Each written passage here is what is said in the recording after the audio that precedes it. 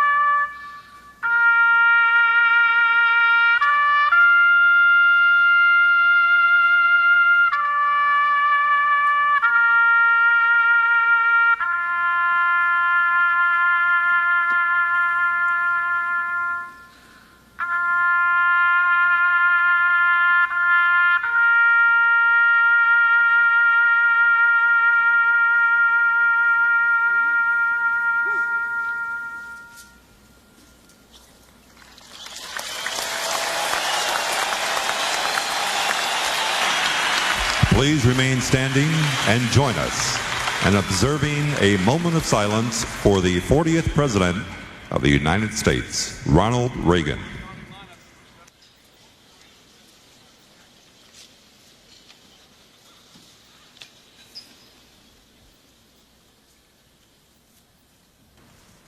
And now to honor America. On the 60th anniversary of D-Day, please rise and remove your hats for the singing of our national anthem by Dick Van Dyke, and the Vanta Sticks will be accompanied by the Color Guard from the LA Air Force Base.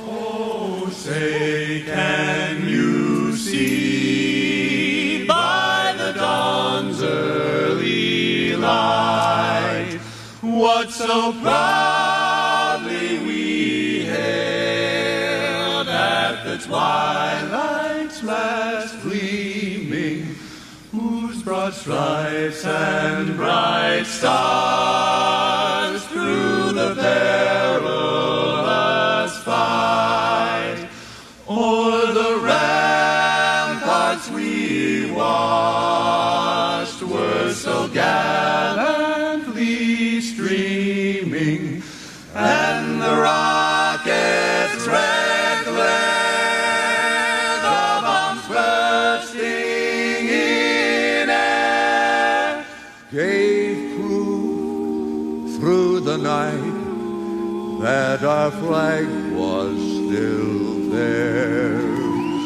Oh, say does that star-spangled banner yet wave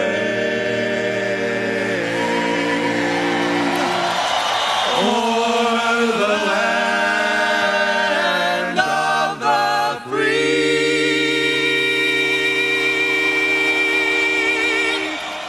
and the home of the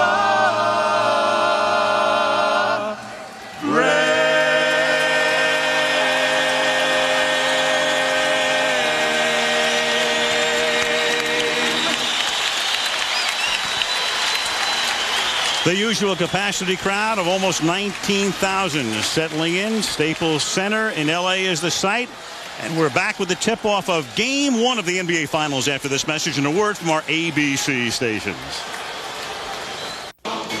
The NBA Finals. Two teams left standing. A smothering defense against a lighted-up offense. The descendants of the 80s bad boys against the descendants of Showtime. Great individual matchups. Two strategic masterminds. The renewal of a rivalry. A team that contests every possession against a team designed to win this title. It's the NBA Finals. Game 1. I got 24 seconds to live, and 200% is what I'm gonna give. So I push through the pain and raise my game. A victory is the only thing to gain. Even though I'm playing the game, I ain't playing. The trophy is the reason why I came. Let's get it started. Let's get it started. Yeah. Let's get it started. Let's get it started.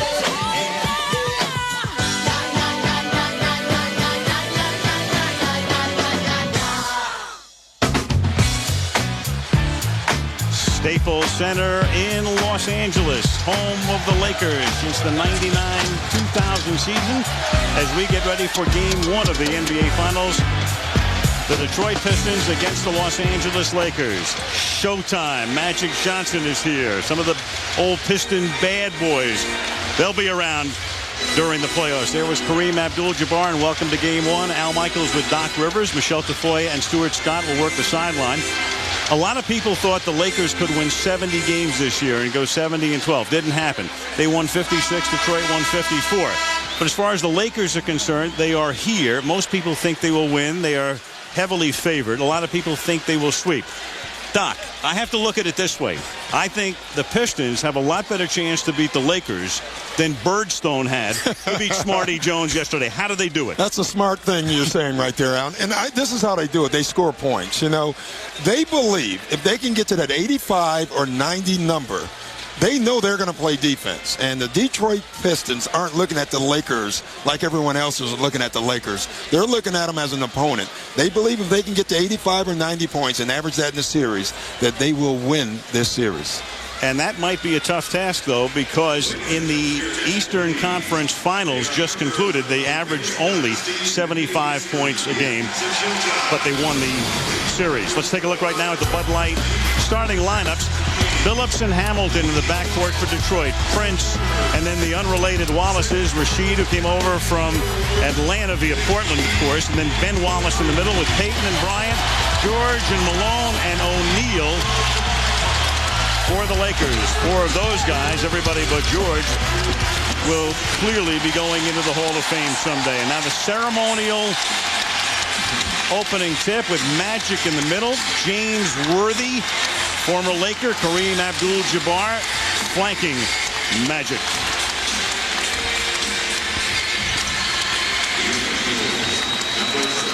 And the opening ceremonial tip is taken by Shaq. Well, it's L.A. You got to give it to the home team, right? He threw it that way. So here we go with Joe Crawford, Bernie Fryer, and Bob Delaney as the officials tonight. Gary Payton, who came from Seattle and then Milwaukee last year, big pay cut to win a championship. Karl Malone to win a championship. Kobe now tries to win his 4th championship, as does Shaquille O'Neal.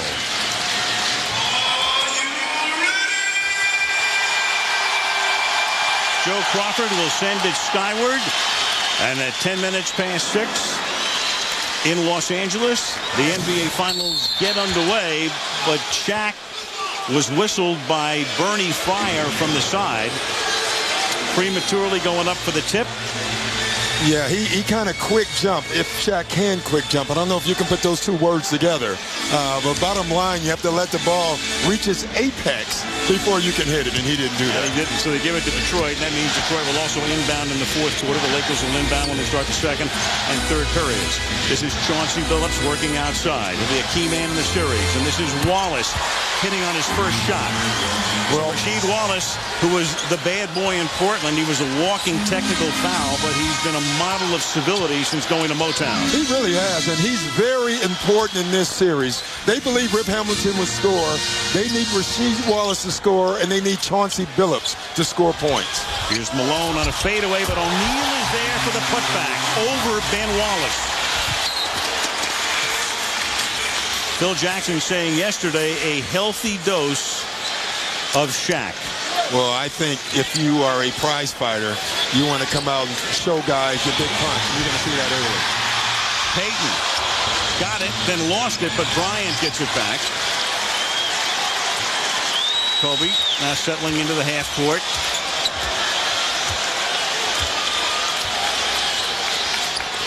Devin George, Shaq on the high post, and then George slips down and loses the ball, and out of bounds it goes to Detroit. The crowd thought Hamilton touched it last. I thought Hamilton touched it last also. Both officials were blocked out on the play, and that happens in a game. So it was tough to see. So Detroit with the opening basket. A three-pointer by Rasheed Wallace. This is Billups working off a screen, but Payton staying right with him. Now Hamilton misses his first shot of the finals, and Malone clears the board. Bryant losing it. Rasheed comes up with it. And now Hamilton in front of the Detroit bench. Pistons coached by Larry Brown in the finals, second time in 4 years. That's an air ball thrown up by Wallace.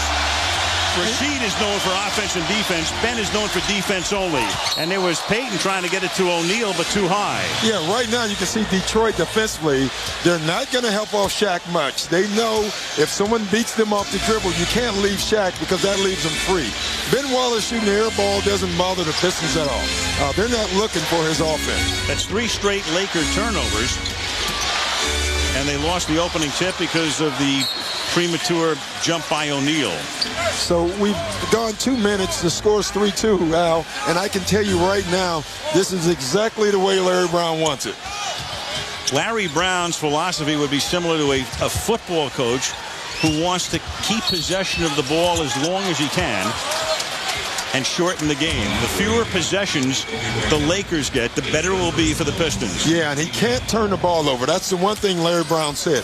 Now, it's significant early. You see Kobe Bryant guarding Rip Hamilton, and Rip Hamilton fashions himself as the best conditioned athlete in the NBA. If he is, the second best conditioned athlete is Kobe Bryant. But an early foul is why you don't want Kobe on Rip too long. That's Kobe with a foul, and let's check in with Michelle Tafoya. Hi, Michelle. Well, Al, hi. Karl Malone said that this morning when he arrived here at the building for shoot-around, he, for the first time, allowed himself to realize, hey, this is it. These are the finals. First team to 4 wins. Anything else is just second place. Meanwhile, Lakers guard Derek Fisher sprained his MCL, medial collateral ligament, in the right knee in Game 5 of the Western Conference Finals. Al, I'm told if this were the regular season, he would not be playing, but he's just going to play through considerable pain and discomfort, Al. It's the finals. We'll be hearing from Stuart Scott shortly. On the other sideline, Bryant missing the fall away, and Hamilton with a rebound. Billups back to Hamilton. And Prince gets free. Tayshaun Prince coming home. Grew up in Compton, went to Dominguez High School, and one reason he's had a fast ascension, he's in only his second year, he's one of the few guys now who's played 4 years of college ball. Yeah, and that helps. He's more mature than a lot of guys who have played 2 and 3 years. But Rip Hamilton, again, calls that entire play. He is drawing so much attention now from the Lakers that he's going to get everyone else involved. Kobe missing a 3. Pistons up by 4. 3 minutes into game 1. You can see the switch already with Devin George guarding Rip Hamilton. Again, lots of attention given to Rip Hamilton. Hamilton missing the layup, sought the foul, didn't get it. Wallace missed the putback, and now the Lakers outside. Inside now to Shaq, and then Wallace tried to steal it. He came around, he tried to wrap his way around to steal it, and Shaq goes to the basket and gets fouled. Well, that's what Larry Brown doesn't want. He wants, you're either going to front Shaquille O'Neal or you're going to stand behind him. And you have to keep the basket in between you and him. If you go for a steal and don't get it on Shaq, it's usually a dunk. And in this case, it's a three-point opportunity. And not only that, one of the Pistons, Rasheed Wallace, picks up another foul. Larry Brown does not want, of all the guys on the floor of the bigs, Rasheed Wallace getting in foul trouble. And Shaq, who's hit 41% from the line in postseason with a three-point play. Pistons by 1, 8.5 to go. Opening quarter. Billups drains it. See, if there's an X factor in this series, I think it's Chauncey Billups. I think he's the one guy on Detroit that has an advantage because of his size. Gary Payton's a pretty big guy, but Chauncey Billups is a strong point guard, and it also takes Derek Fisher off the floor at times as well. In their only 2 regular season meetings, as Shaq gets fouled again. The Lakers and the Pistons split 2 games back in November. They played within a 4-day span, once here, once there. And it was Billups who led the Pistons in scoring in both games as we check in with Stuart Scott. Welcome, Stuart. Al, thank you. The Lakers had 100 total games NBA Finals experience coming in. The Pistons had 6. But if you think Detroit feels like the local rec team, think again. Larry Brown told me that he keeps reminding Rip and Corliss, hey, you guys have played in an NCAA title game. That's one and done. It doesn't get any bigger than that. Lindsey Hunter said, you don't know the guys on this team. Tayshaun isn't bothered, Chauncey isn't phased, and Rip don't care about nothing as long as he's putting the ball in the basket. I asked Rip Hamilton about the difference in experience, and he looked me straight in the eye and he said, if we play our game, I love our chances. I love them. Al? He'll really love that they can split these 2 games here because then they're home for 3. The finals format is different than the first 3 rounds. It goes 2-3-2 with those 3 in Detroit. And Wallace takes it to the basket. Can't get it to drop. Misses the jam, and there's a foul. But again, so far, Al, everything is being set up by Rip Hamilton. This entire play, Rip Hamilton comes off the handoff, draws Karl Malone up in the air, gets it to Rasheed Wallace. Now he misses the play and misses the dunk as well, but Devin George pushes him, and that's why he probably missed the tip dunk. Hamilton, who played high school basketball in Pennsylvania against Kobe Bryant. Kobe grew up in the Philadelphia area, went to Lower Merion, and Hamilton is from Coatesville. Yeah, there's been a lot of talk about those 2 guarding each other. I don't think you'll see that much. You might see Kobe guarding Rip. I don't think you're going to see Rip guarding Kobe at all. I think it's going to be Tayshaun Prince, and it is so far. And I think Tayshaun Prince is going to give Kobe Bryant some problems with his length. I think the key for Kobe Bryant is can he take Tayshaun off the dribble. Kobe Bryant in the playoffs has averaged 25 points per game in the regular season. Bryant averaged 24. 7.5 to go in the period. Bryant, good fake on Hamilton, but can't drop it. Ben Wallace got the rebound. Chauncey Billups. Billups averaged 17 points during the regular season and 15 now in postseason. Has not played well, or more particularly has not shot the ball well in postseason. I think he's really confused at times on what he wants to be, a point guard or just a scorer. And I think he's better suited as just being a scorer, trying to run the team as a scoring point guard. 5 minutes into the game, all of the Laker points have been scored by O'Neal. Here's another one. And he keeps that alive with 2 more. See, again, if they allow dribble penetration, then if Shaq Mans helps, then he gets all the rebounds. That's what's happening. That's the 2nd time that's happened already. 10-8 with all 8 for O'Neal as Billups hits here, and Detroit is up by 4. Lakers tonight, O'Neal in the middle, and the rest of the team 0 for 6. Into Shaq again. They keep going to him. Guarded by Ben Wallace. That doesn't drop, and he travels. So the Lakers turn it over again. Yeah, that's more what Larry Brown wants. He wants to just make Shaq score over top. You can't allow him to get as close to the basket as he's been already in this game. First time out of the game. 6:11 to go in the period. Detroit by 4.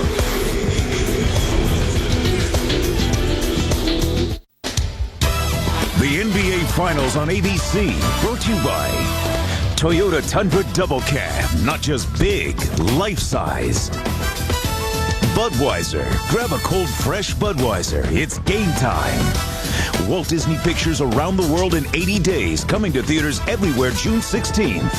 And American Express, the official card of High Flyers.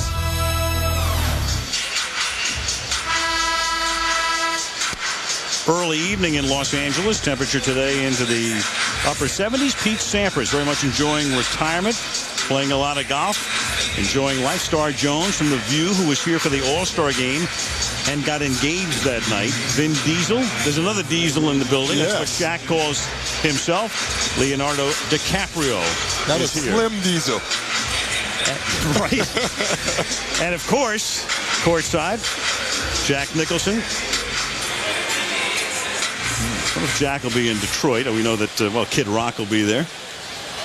Soon Eminem might be there. Yeah, there's a chance. The Pistons well, how about the job that Joe Dumars has done? Great player, of course, for many years with Detroit.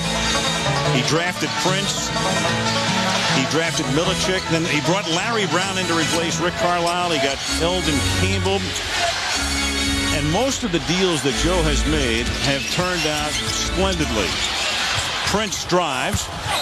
And it may have been interference, and it was. The ball was in the cylinder, and interference is called here. And when you're Detroit and you're looking for every bucket, you don't want to give up any. But again, Tayshaun Prince being aggressive is a good sign if you're the Detroit Pistons and Larry Brown. That was Eldon Campbell who's come into the game as Detroit makes its first switch. The Pistons have started the same starting 5 in all 18 playoff games. Bryant. And the Lakers finally get a basket from somebody other than Shaquille. Yeah, and not the basket. You know, I think Larry Brown would take that. That's Kobe Bryant taking jump shots. He doesn't want Kobe Bryant beating guys off the dribble, creating havoc. Here's Campbell, a former Laker. My. Beautiful feed to Hamilton. That's a staple of Larry Brown coming out of timeouts. He loves the lobs and the back door. That was set up out of the timeout by Larry Brown, who's pretty good at setting stuff up out of timeouts. Devin George drops it.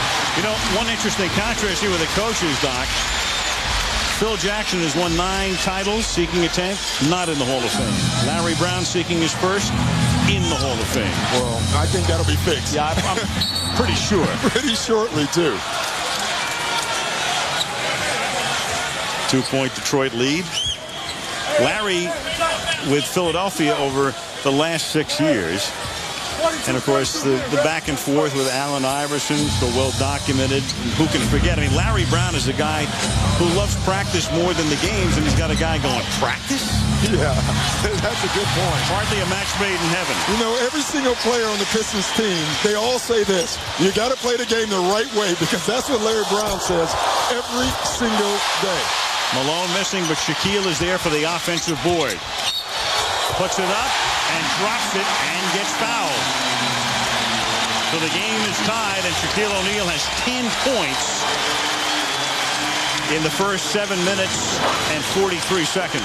Well, again, offensive rebounds. Every time a guy dribble penetrates, if they help, Shaq gets the rebound. If Shaq gets deep to the bucket, it's very difficult to stop him. Now, that's the second touch foul from Rasheed Wallace, and both of them absolutely were fouls. But if you're going to foul Shaq, you got to foul him hard. And Larry Brown does not want touch fouls in this series. And when you have a guy pick up 2 fouls with 4:17 left in the first quarter, you're compelled, as is Brown right now, to take Rasheed out and bring Ben Wallace back in as O'Neal misses the free throw. But where it hurts Detroit is when Rasheed goes out, he's one of the few scorers that this team has. And apart from that, they really need Billups to pick up the scoring pace. They know they can get points from that guy, Hamilton. Campbell, one-time Laker. and he gets fouled. You know, Stuart Scott brought up the fact that the Pistons have only 6 games worth of finals experience. And think of it in these terms. 3 games from Eldon Campbell, 3 games for Lindsey Hunter when they were Lakers. When they were Lakers. So is that a minus? I mean, should we take those away? Yes. Neutral. I do think that the experience is a factor in this series. I don't think it swings it towards the Lakers, meaning because of the experience, Detroit can't win. But when you have 100 games of experience to 6, it has to be a factor in whatever you do. Timeout call between free throws. Timeout the Lakers. 14-14. You're watching the NBA Finals on ABC Sports Championship.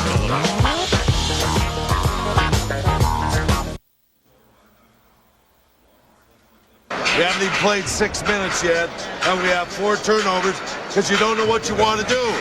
You want to pass the ball. You want to use automatic. Well, that was Phil Jackson letting them know early. You know, I was reading something that Rick Fox said, and he basically said Phil Jackson this year has not used all the mind games that he has used in the past. He basically are letting guys know. He knows that this is a team. There's a very good chance this team will not be together next year. And so he doesn't have time to build relationships. He's getting them to do what he needs them to do, and he's telling them in a direct way. And in that timeout, you can hear him. He was not cutting anything. You know, Doc, they talk about a sense of urgency. Phil doesn't sound that way in December, January, or February. It's June. Here's Michelle. Hey, guys, after Phil Jackson's career as a pro player, he was not planning on coaching. I asked him what he might have done if he hadn't gone into coaching. He said, when I got out of the NBA, there was a test for retired players to tell you what you were suited to do. He said, my 3 answers, outdoor expedition guide, minister and psychologist, or house husband. Fortunately, I found something else. But next year,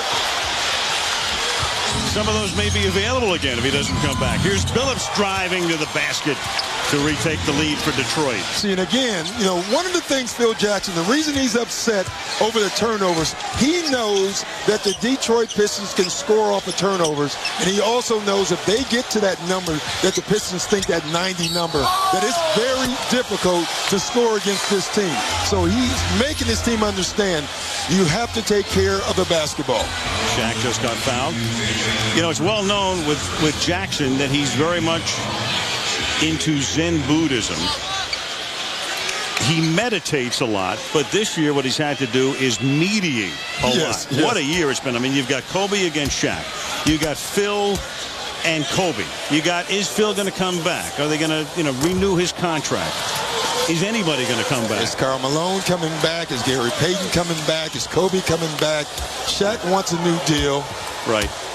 This, you know, and I said it earlier, the Lakers should play at 3 p.m. with the other soap operas.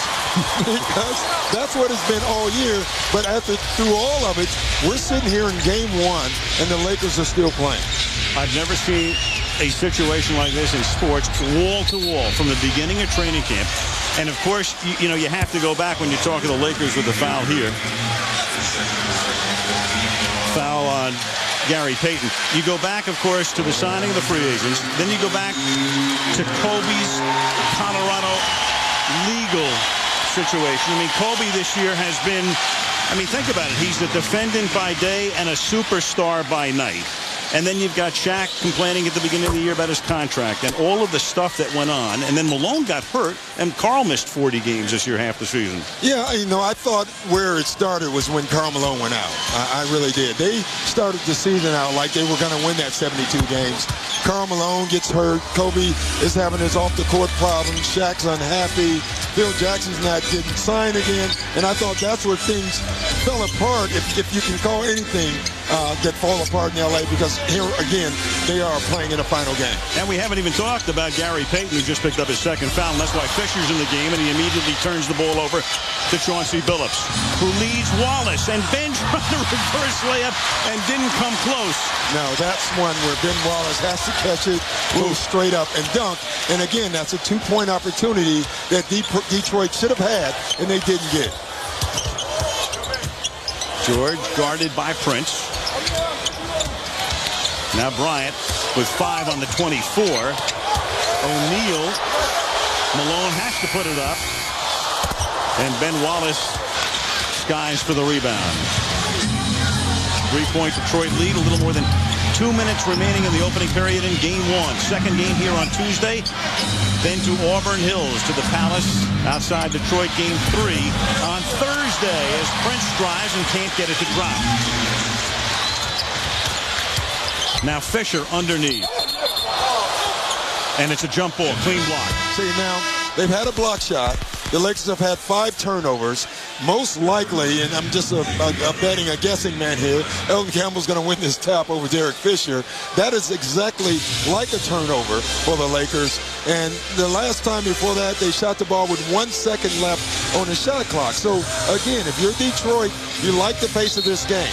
It's a slow-paced game. You're forcing turnovers, and you're limiting shots by the Lakers. This is exactly the way Larry Brown wants this game played.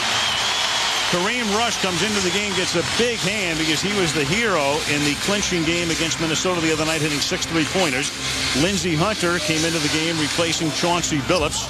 And that's something with Detroit winning the tip that Larry Brown likes to do. He likes to take Billups out for Hunter toward the end of the first quarter and give him a pretty good, as Larry puts it, extended rest. Yeah, and I think it's good matchup in this series because Derek Fisher is not a big point guard, neither is Lindsey Hunter, so they kind of fit each other. Hamilton was guarded by Rush. Now Campbell is free. And just before the 24 went off, he puts it in, and Detroit is up by 5. You know, Elton Campbell practiced against Shaquille O'Neal, so he knows who Shaquille O'Neal is. He was traded partly because of Shaquille O'Neal, because they already had a 5, and Elton wanted to be the 5. So he's going to be very comfortable in this series. Relatively speaking, Doc. Yeah. How do you guard Shaq and be comfortable as Rush misses what would have been a 3? Yeah, it's a great point. Yeah. Under a minute to play, opening period. And Bryant with the steal. Keeps it inbounds, drives, scores.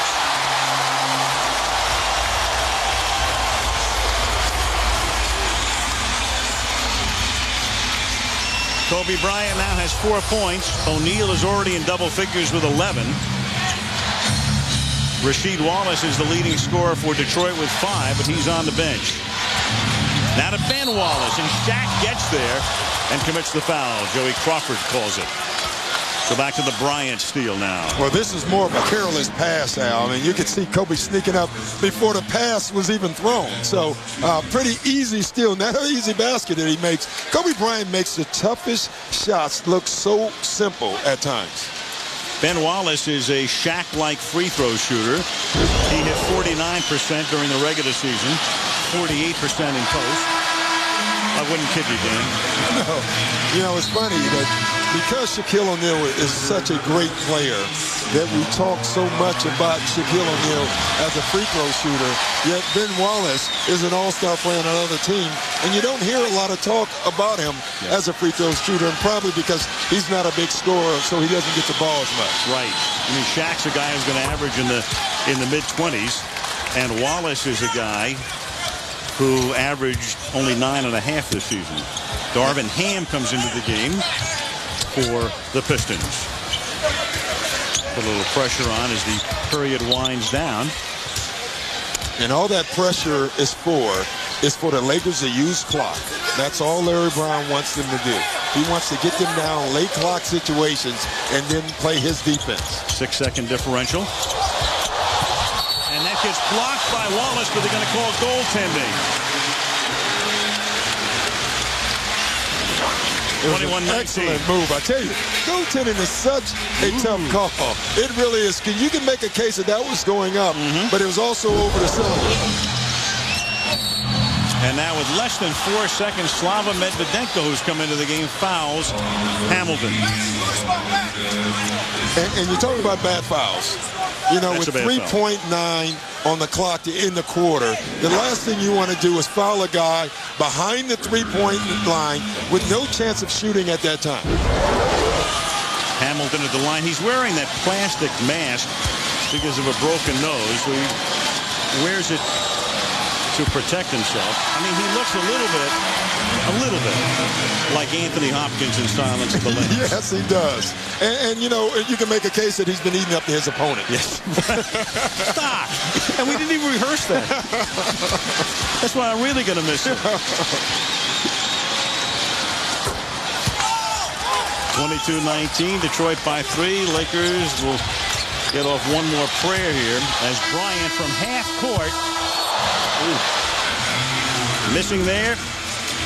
And Detroit, at the end of the first quarter, the Detroit Pistons in game 1 of the NBA Finals lead the Los Angeles Lakers 22-19. And the Lakers lead the first quarter by Shaquille O'Neal with a total of 11 points.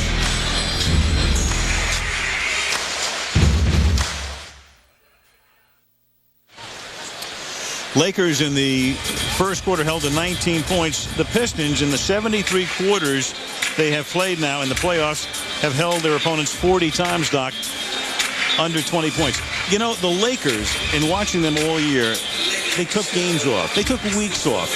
They kind of took the first quarter off in a little way tonight, too. Yeah, you can make that case, or you can make the case about the defense. And, you know, the Pistons defense, everyone said going into this, was it for real? Or was it bad offense? I think right now you're finding out it was good defense. I want you to take a look here. Kobe Bryant, 1, 2, 3 guys. He's drawing that much attention. You know, I think what they're saying with this is that they can't stop Shaq. They understand that. But the one guy they must try to slow down is Kobe Bryant. And we're going to give him a ton of attention. And by that graphic and that video right there, you saw that. And that attention has paid off because Kobe was 2 out of 6 from the field, 0 for 3 on 2-point attempts. He had 4 points. And O'Neal, who now comes out of the game to start the second quarter. That's almost stolen by Hunter, but he was out of bounds. He has 11. Let's check in with Stuart Scott. Al, Detroit had a 3-point lead at the end of the first quarter, and Larry Brown reminded his team, he said, look, guys, we had 5 missed layups and a bunch of missed free throws. He said, we can get our shot. He said, talking about L.A., he said, they're not guarding anybody. Al? You know, it's very interesting, Al, because talking to the Piston coaches, that's the one thing they kept saying is that we're going to get our shots. We didn't get our shots in the Indiana series because Indiana is an excellent defensive team. If we make our shots, we know we are a great defensive team, they're saying, and they can compete in the series, and you're seeing it. Well, they had 22 in the first quarter tonight. They had only 11 points the other night against Indiana in the first quarter in a game in which they clinched the East. You saw Bryant hit to make it a 1-point game. You know, a foul here on Kareem Rush. We've done a ton of Laker games this year, I would say. And the one thing that Phil Jackson has said all year, there's one area that he's disappointed in, is their defense. And their defense will be tested in this series. They got a little better when they had to. In the playoffs, especially against San Antonio, after San Antonio had taken a 2-0 lead.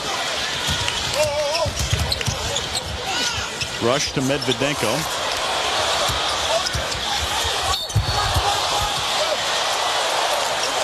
And a blocking foul here in the game for Detroit. Mehmet Okur from Turkey. One of the guys that Doc talked about earlier as a Shaq guarder. You know, every time Medvedenko comes in, I get a grin and I laugh because he didn't get the memo that he's one of the role players on this team. You know, when he touches the ball, it's very likely that is going up. You know, he per minute, per 48 minutes, has the 3rd most attempts on this team. It's pretty interesting when he comes in the game. Never met a shot attempt he didn't like. He was important the other night, too, when he came off the bench against Minnesota, and he gives the Lakers the lead, and it's the first time in the game that Los Angeles has led. Well, what you're waiting for here, if you're an LA fan, is a spurt, and they haven't had any type of runs or spurts in this game thus far. And the irony is, with Payton and Malone coming here to win rings, neither scored in the first quarter. Hunter from outside. Malone high for the rebound. Bats it, comes over to the first row. And ooh, Billups went head over heels by the first row. Lands. He fell on the hard. Oh yeah, we're right down the. I tell you, he 10 fell hard, Al, and he landed on his back on the corner of the step. And it may not hurt now because of adrenaline, but that will hurt later. I mean, watch this. That's a hard fall. I'm always amazed when they get up that quickly. Shaquille has done that a couple of times. In fact, in a Sunday afternoon game that we did, he had what looked like a nasty fall as Okur goes to the basket and gets fouled on his way to the hoop. Always look at falls, and I did as a player too. If you have time to brace yourself, then you're okay. When you don't have time to brace yourself, then you can get hurt. And on that last fall, you can see Chauncey Billups had no time to brace his fall. Slava's second foul. Okur misses the first. Magic's Laker with the winner of the all-time finals challenge. You can visit the NBA store online at NBA.com. Pick up a Lakers DVD box set online at NBA.com. Started to talk about, remember when Shaq went head over heels over a guy in the first row, and then Michelle interviewed him after the game and asked him about it. He said, I do my own stunts. He's had some great one-liners. He's the king of comedy. He really is. Rick Fox comes into the game for the first time as Bryant goes out. O'Neal comes back in. Fisher. Malone. Billups the other way.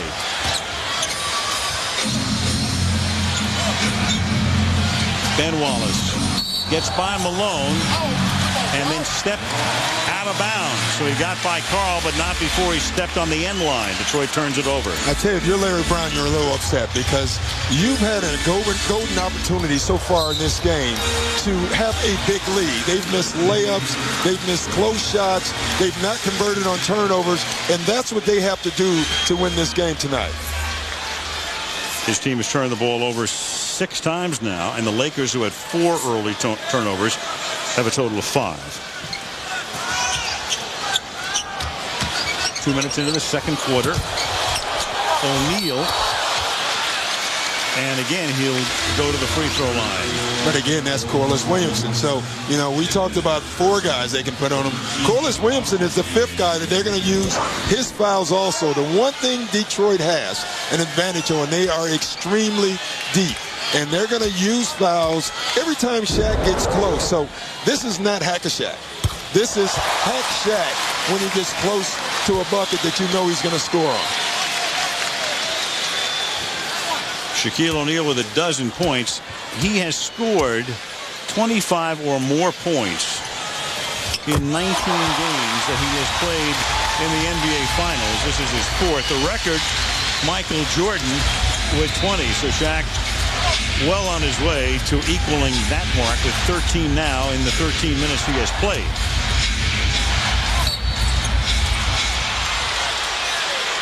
Hunter gets fouled. So the Lakers by 2. Hunter is a guy who played the early part of his career with Detroit. Then he went to Toronto, and he was actually involved in that Rasheed Wallace 3-way deal this year when Rasheed went to Atlanta for, a cup of coffee. And they sent Hunter to Boston. Here comes Bryant back into the game for Rush, but they knew they were going to get him back a week later, and here he is again. And I think he's real happy with that. Yes. I don't know if I am. Could have been your guy. Exactly. Doc will be coaching the Celtics next year.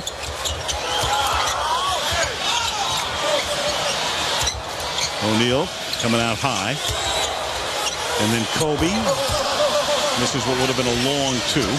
Everything's extended out right now for the Lakers. They're getting shots, but you can see, and this is why Phil Jackson was so upset in the one timeout, they're not getting their shots.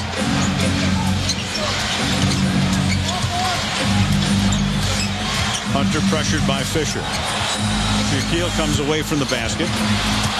Williamson gets the rebound, puts it back in, and the Pistons have the lead again, 27-25.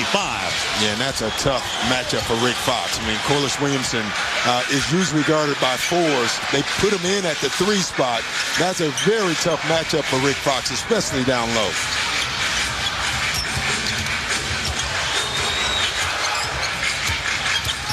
Fisher. Rebound to Wallace. Funny thing about the Lakers, you watch Derek Fisher and you think about the Fab 4 and all the guys going to the Hall of Fame. They might not be here, though, were it not for Derek Fisher with his .410 shot against San Antonio. and Kareem Rush the other night. Yeah, role players, you know, you can have all the stars in the world. If you don't have great role players and guys willing to accept those roles, you're not going anywhere. The bench is big, especially in a best of 7. 8:31 to the half. Pistons by 2.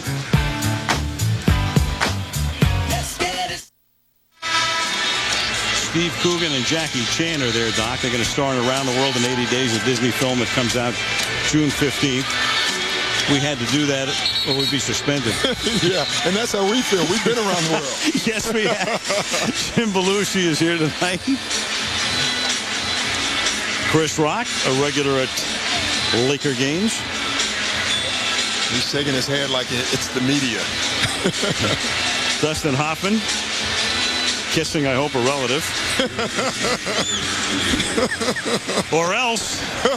We have a story. Or else Liz Smith. Start typing. Oh, my. Phil Jackson trying to break a tie with Red Auerbach.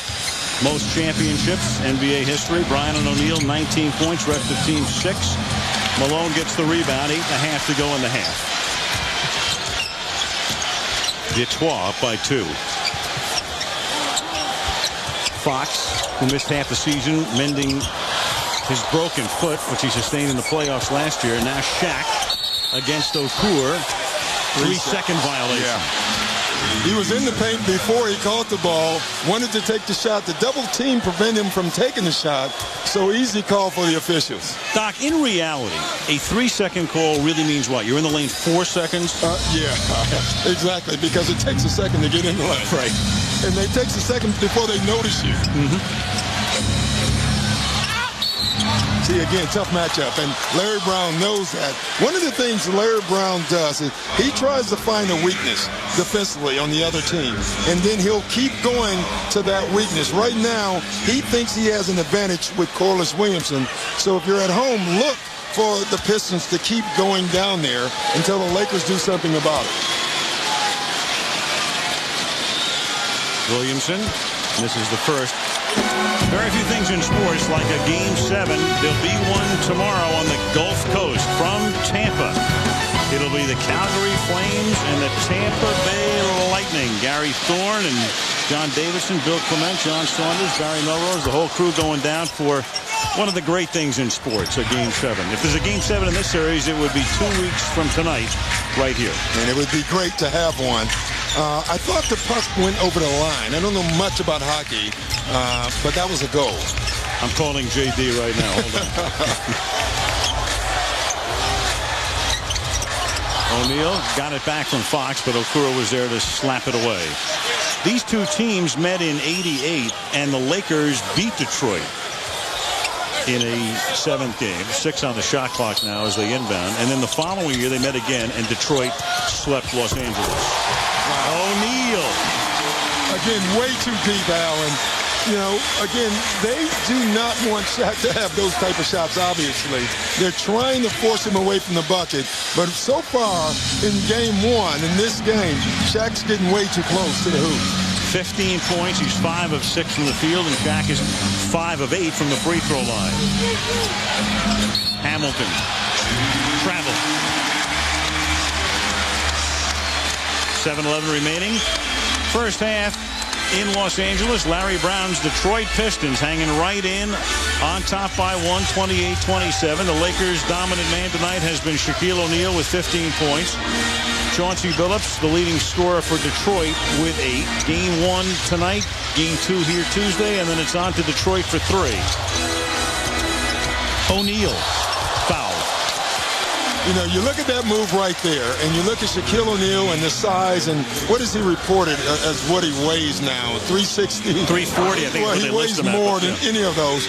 But what no one talks about is his athleticism and his quickness. I mean, that move he made shouldn't be able to be done by a guy the size of him, but he can do it. And probably can't be appreciated because he is such a monster. He is. He is a big man.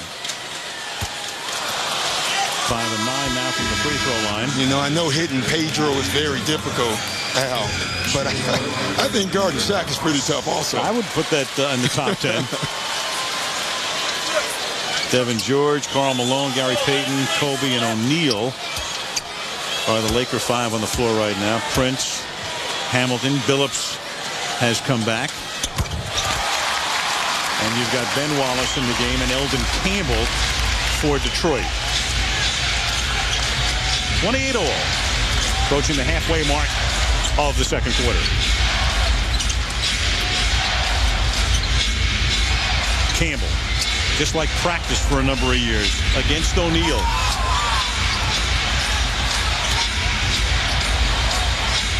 Hamilton, contested by Bryant. Rebound goes to Malone.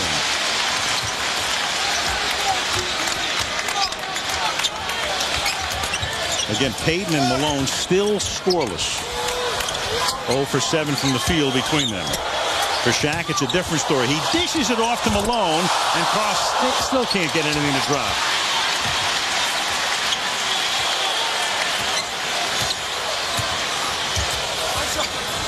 George, they're going to work it into Shaq again. And then George can't handle it, but it goes out of bounds off Detroit.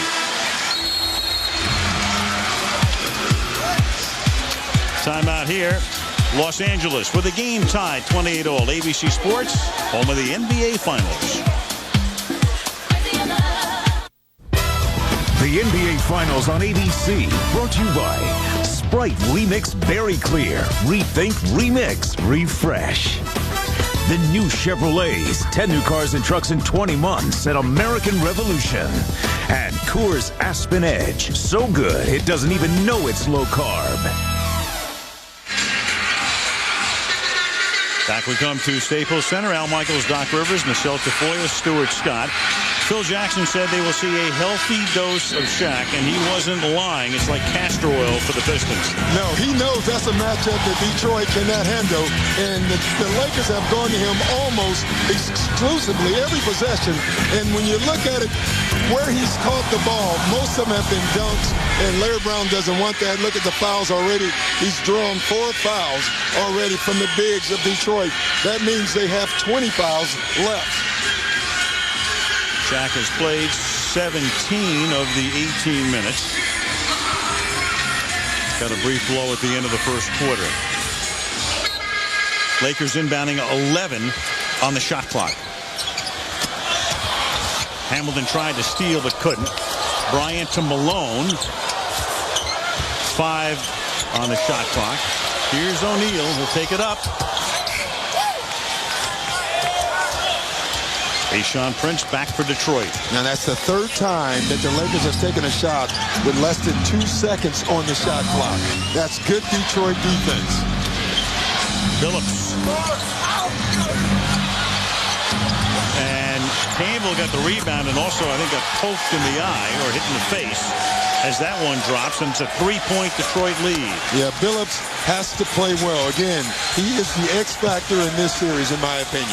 He has moved around. You had him for a few minutes, didn't you, Doc, in Orlando? I had him a whole year, but he didn't put a uniform on. That's what I meant, a few minutes. I'm used to that. Yes, you are. Here's Bryant. Kobe comes up short again. And that was Tayshaun Prince's length that bothered Kobe Bryant on that shot. Bryant is now 3 of 9.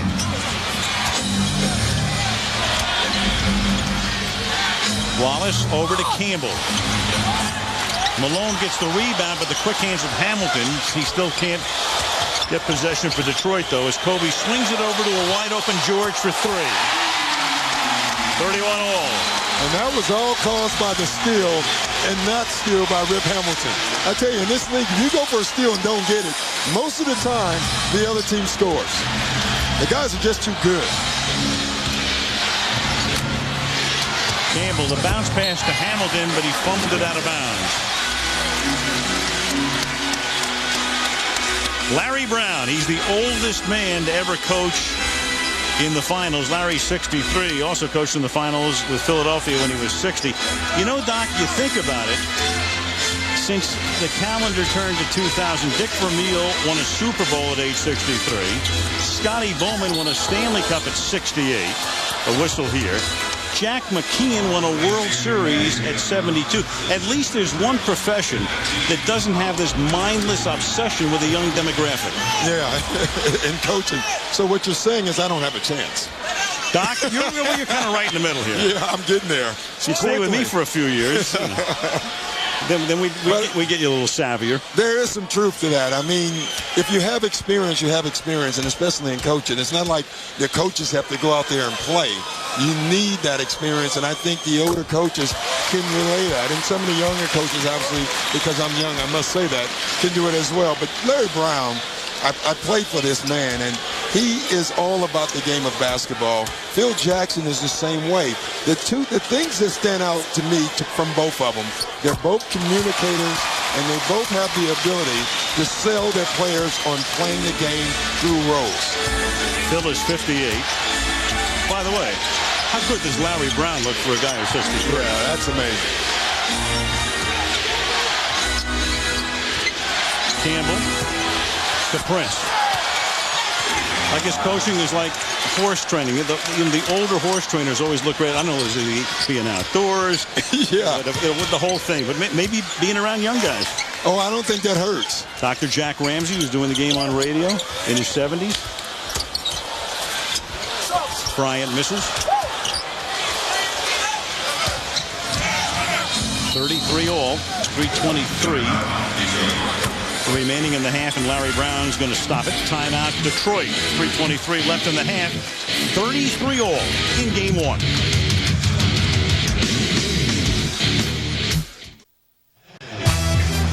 The Detroit Pistons, first time in the finals in 15 years. They're tied with the Lakers at 33. A couple minutes before the Verizon Wireless halftime report, Mike Tirico, Byron Scott, Tom Tolbert will join you then. A little thought from you guys of how this thing has settled in the first 24 minutes or so. Well, the Lakers, I think the best offense is Shaquille O'Neal offensive rebounding. Kobe has yet to get to the rim in the half-court offense, and Detroit's missed a lot of layups and a lot of free throws. You know, both teams are just jostling for position right now. They're just filling each other out. It's more like a boxing match at this particular point. I think the second half they'll start to loosen up a little bit more, and you'll see some better basketball. At halftime, the story of Karl Malone. Al mentioned he sacrificed to come here and try to win a title. It's been a tough year away from basketball. We'll talk about that coming up. Verizon Wireless halftime report. Al. All right, thank you, guys. And there is Michael Eisner, our ultimate boss, Diane Stern, wife of the commissioner, David Stern, the commish out here for game one, and he's hoping it'll be an entire fortnight, otherwise known as 2 weeks. Yes, and the way it looks so far, it could happen.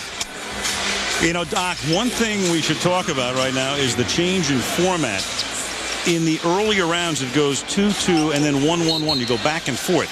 In the finals, 2 at home, 3 on the road, and then 2 at home if there was a 6th and 7th game. It would seem to me as Payton steals it and he has Kobe out in front, and the Lakers take the lead. Is there a bigger premium on the home team winning both games in this format as opposed to the other format? No, you know, I think the 3 games, it hurts more. Because I think in the finals, it's very difficult. You have 2 good basketball teams. It's very difficult to beat either one of these teams 3 times in a row. So in essence, the team with the 3 is giving away one of those games. They're going to lose one of those games. It's almost guaranteed. Ben Wallace just tied the game. 2:40 to go in the first half. Payton into Malone. Into Shaq, and Shaq puts it in. Wow. Shaquille O'Neal with a total now of 18 points in the 20 minutes he's played. And he's made some difficult shots. They haven't been all dunks. So, you know, those are the type of shots that Larry Brown doesn't mind.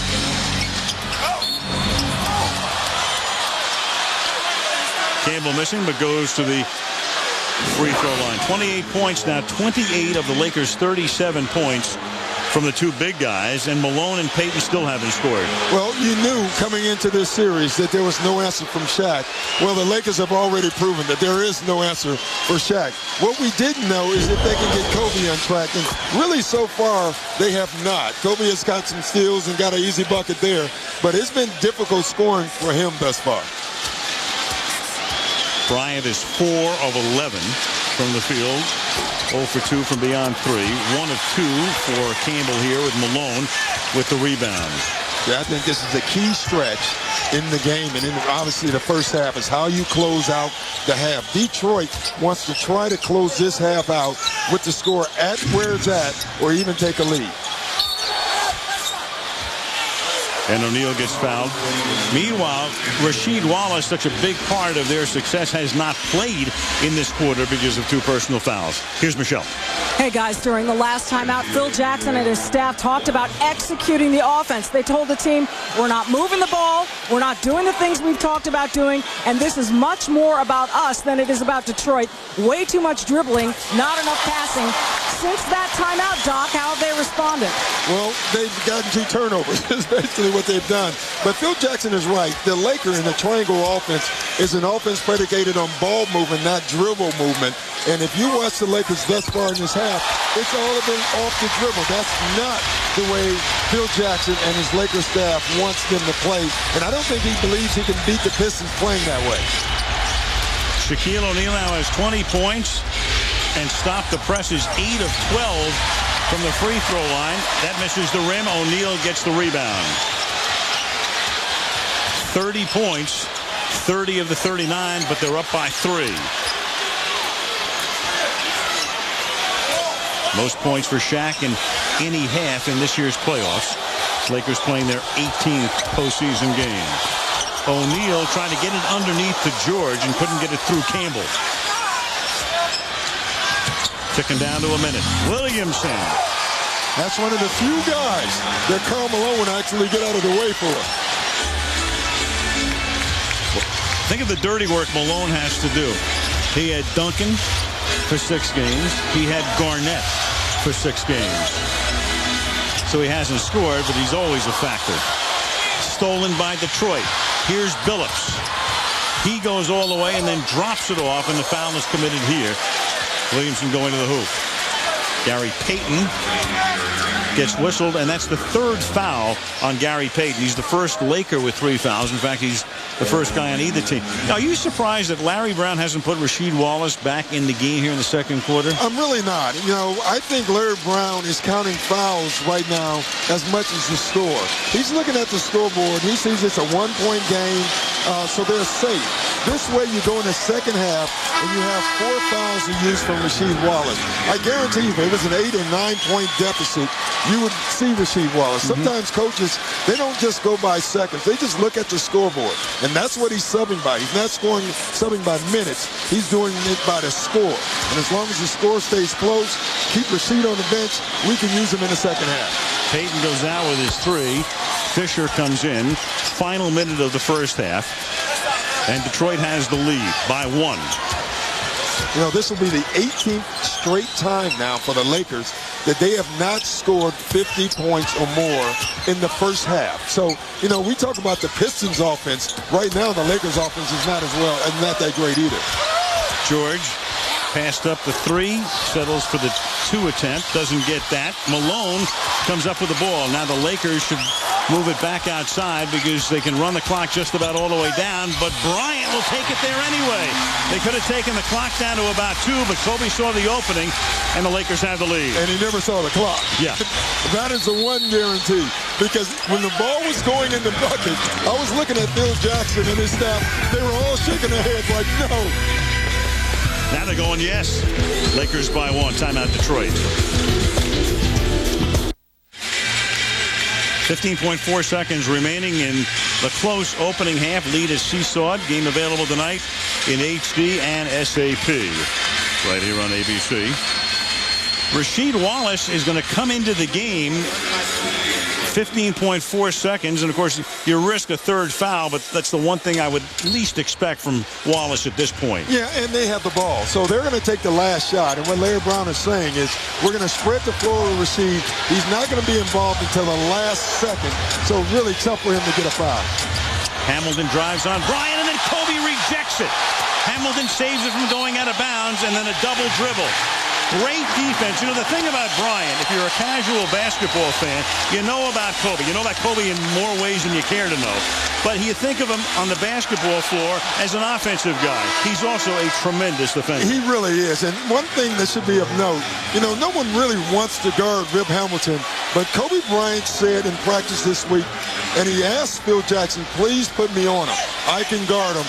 And he's done a great job in the first half so far of guarding Rip Hamilton.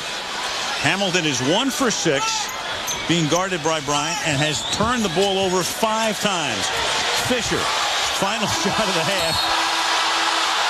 The Lakers want a foul. There is no foul called. Derek says, come on. Well, one thing the officials are saying is if you're going to throw your body into a guy and try to draw a foul, we're not going to give you a foul. And that's what they're saying here. Yeah, we're hip to it. You can watch him.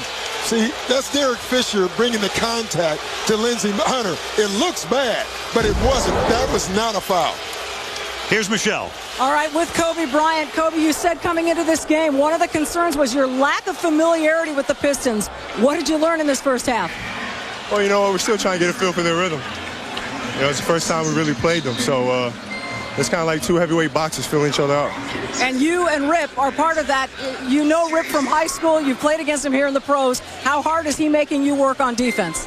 He's making me work. But, you know, then again, being a professional athlete, you know, if you're not in condition to run and play for 48 minutes, then you shouldn't be out there. And what are they doing defensively that's making it tough for you guys to execute?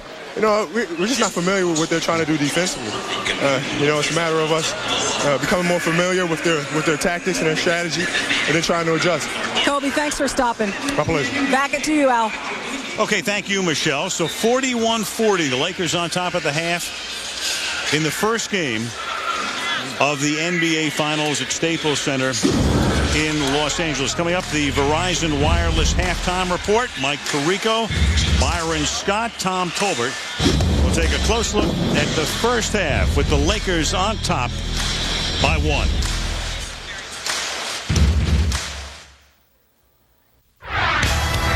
This is the Verizon Wireless halftime report.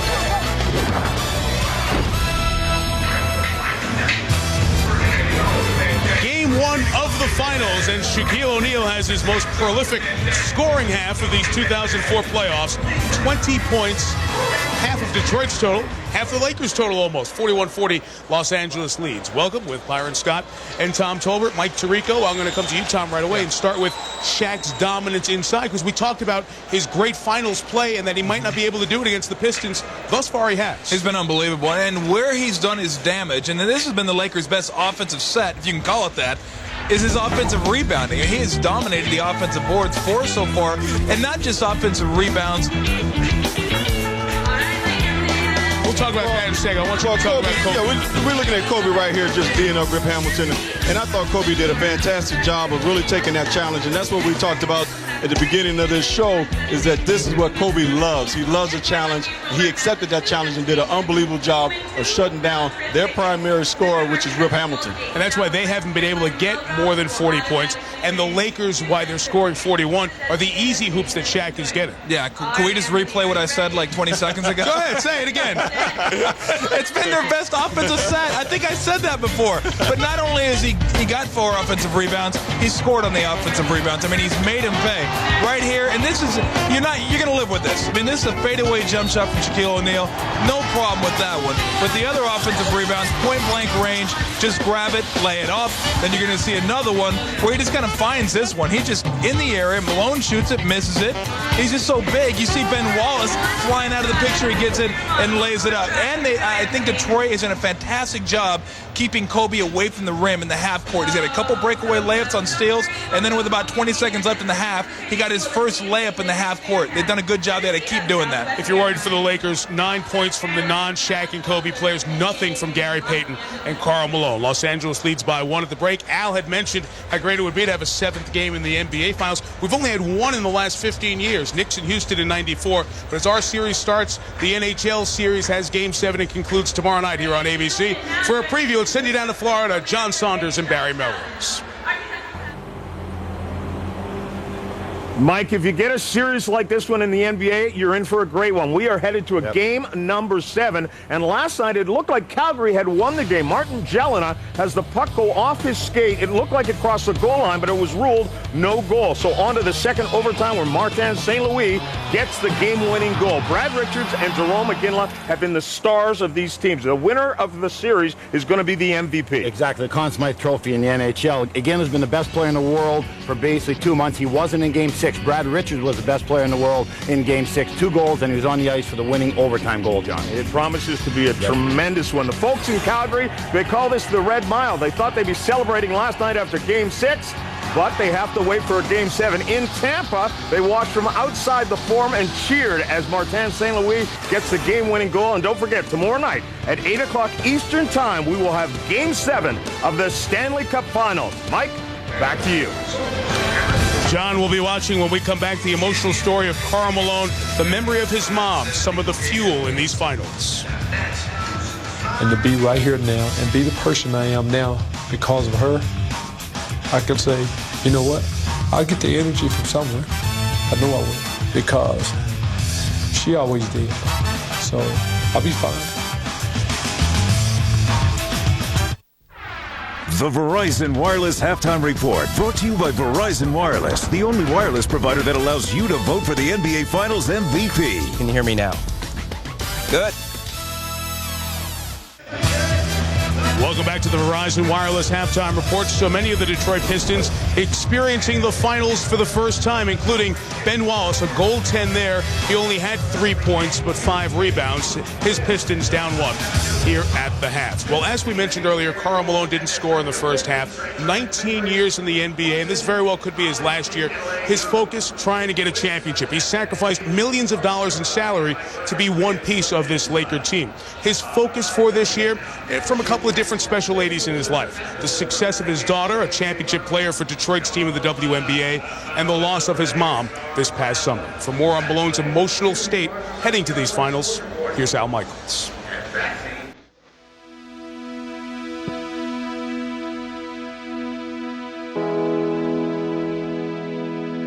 My mom was always my strength and inspiration, but I always got energy from things my mom said, and that's what got me through difficult times. She was preparing me for whatever happened, be ready. Karl's mother, Shirley, raised her 9 children in the Piney Woods environment of Summerfield, Louisiana. She was Karl's guiding light. Our last conversation, after I signed with the Lakers, she said, "Are you happy?" I said, "Yeah." She said, "Well, you know what? You should be." She said, "And don't look back, and everything will work out just like it's supposed to work out."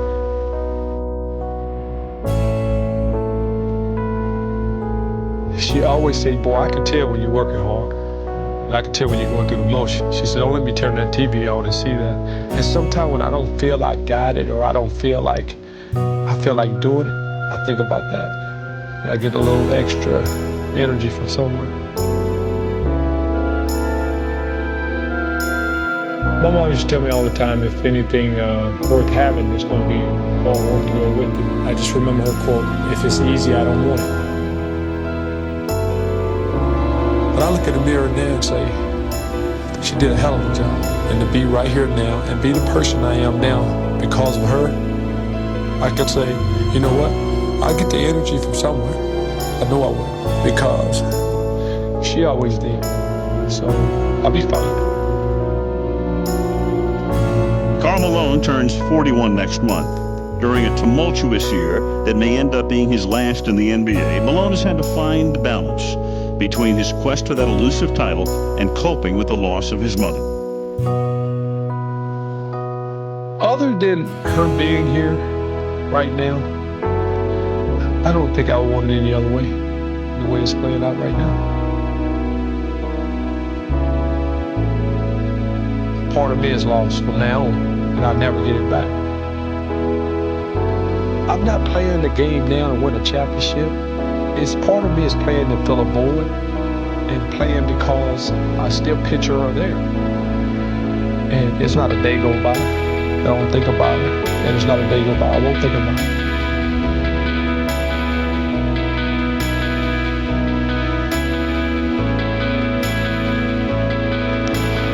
And some of that strength and mentoring of his mom has been seen in the Karl Malone behind the scenes with these Lakers. If there's one person as a player who's kept this team together this year, it's Karl Malone. He's helped Kobe Bryant very well during a difficult season. Bryant with 12 points in his first half on 5 of 12 from the field.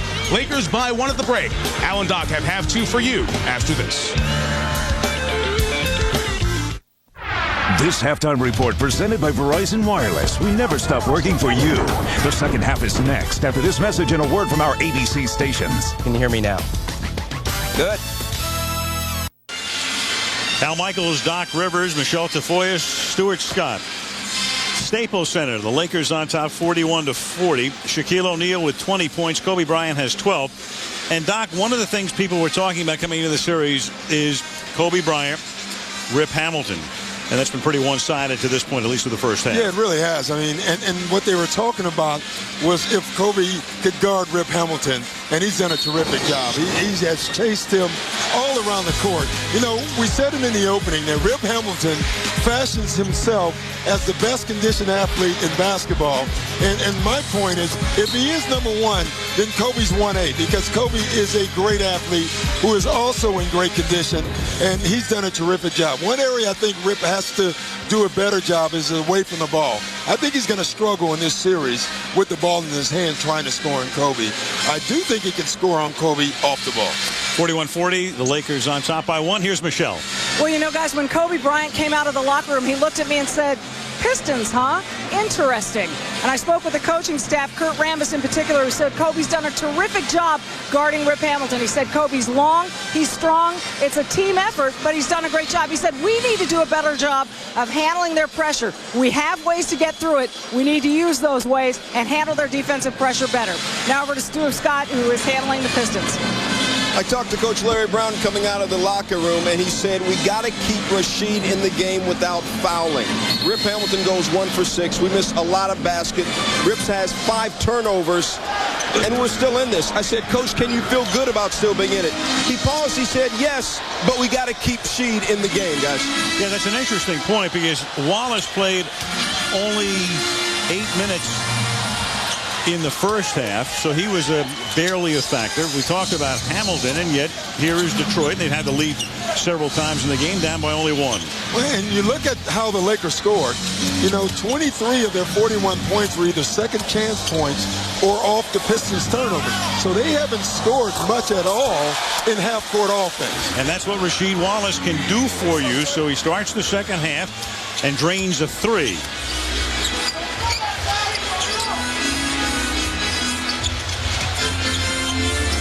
Malone, who still has not scored, neither has Payton. And Gary turns it over. You know, I look at the first half, and my first thought was when the Pistons see that first half and all the layups they missed, all the free throws they missed, and all the turnovers that they had, they're going to be really upset. Because watching that first half, the Pistons should have been up 10 to 12 points, and instead now they're only up 2. And Gary Payton just committed his 4th foul. Billups. Cute little move underneath, and Detroit is up by 4. You know, Larry Brown also made another great point at halftime. He said that they aren't used to getting wide open shots like they had in the first half. They're so used to the Eastern Conference basketball where every shot was contested. They have to get used again that they do have time to take some of these shots, and they'll make a higher percentage once they calm down and understand that they are open shots that they're getting now. Every shot almost literally contested in the 6 games against the Indiana Pacers. 7 lead changes, 9 ties, and Detroit with the biggest lead of 5 as Kobe Bryant gracefully puts one in to make it a 2-point game. Billups is their leading scorer. Chauncey with the ball has 13 points.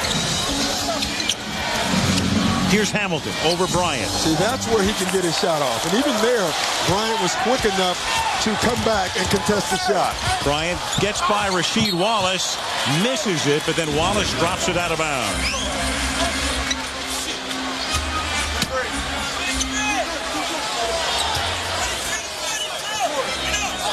Lakers with a fresh 24, 2 minutes into the third quarter. Second game in this series is Tuesday night here. Then to Michigan for game 3. Kobe was long on that one. Wallace gets the rebound out in front to Hamilton, guarded by George, and drops it in softly.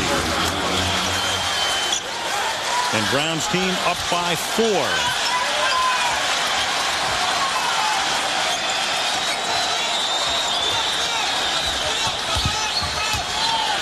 Lakers undefeated at home in the playoffs, 9-0, but they've had some close calls, including the other night when they trailed in the second half to Minnesota as Bryant drives to the hoop. Well, that's the second time now that Kobe Bryant in the second half has attacked the rim. I think his adjustment in the second half is going to be, okay, Tayshaun Prince, you're very long and you can test my shots, but you cannot keep me from driving around you, and that's what Kobe's going to try to do. Prince outside to a wide-open Billups, who hits it for 3. You see there where Billups caught it out and took his time and took the shot.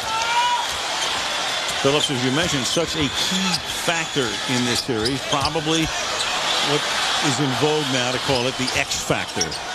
That is in vogue. That is very much in vogue. And I'll never forget, as Bryant misses this one, and the rebound goes to Wallace, what Greg Popovich told us the day of the Derek Fisher game at practice that morning. He said Derek Fisher is the X factor. Yeah, I wonder if Pop wishes he had never said that. The karma came back to get him. It did. You know, we talk about how dominant the Lakers are, and you bring that up. Without that shot, you probably aren't looking at the Lakers here. Without the great block of Tayshaun Prince, you're probably not looking at the Pistons here. 2 great blocks by Tayshaun Prince. One on Reggie Miller and the other one on Al Harrington in game 6. Ben Wallace drops one. That's gravy.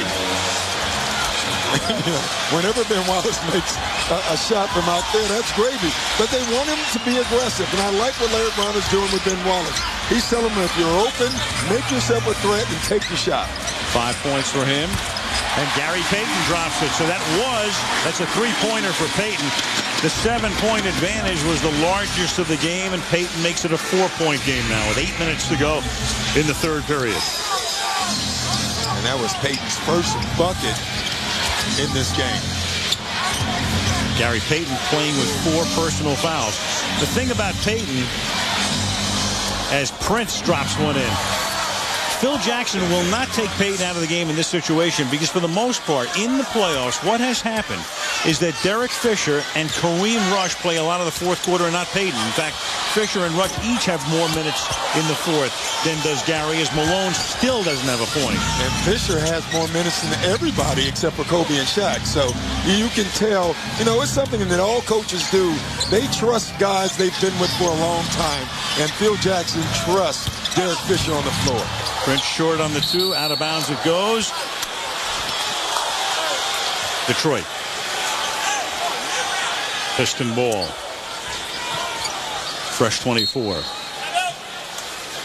And timeout taken by the Detroit Pistons. 7 minutes, 13 seconds remaining. 3rd quarter, game 1. Pistons on top by a half dozen.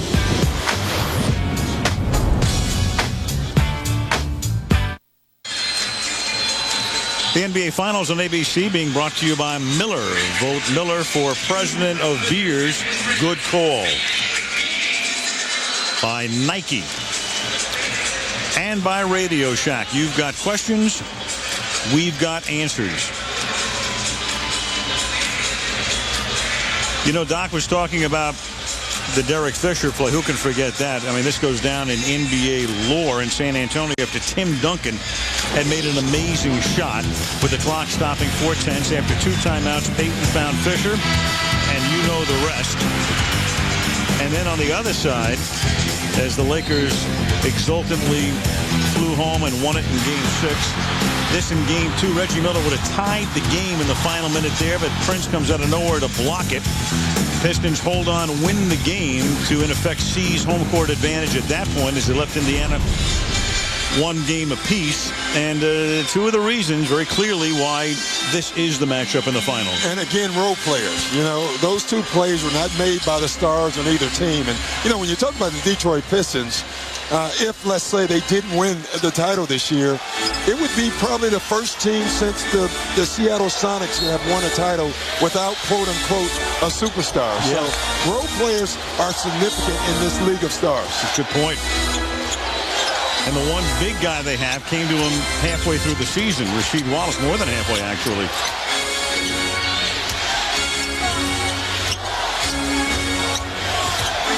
Prince. Here's Wallace again from outside. Big Ben not noted for offense. And, of course, with 2 on the timer. Now that one goes in. With 2 on the timer, it was Prince from the corner. 2-pointer, 1-2.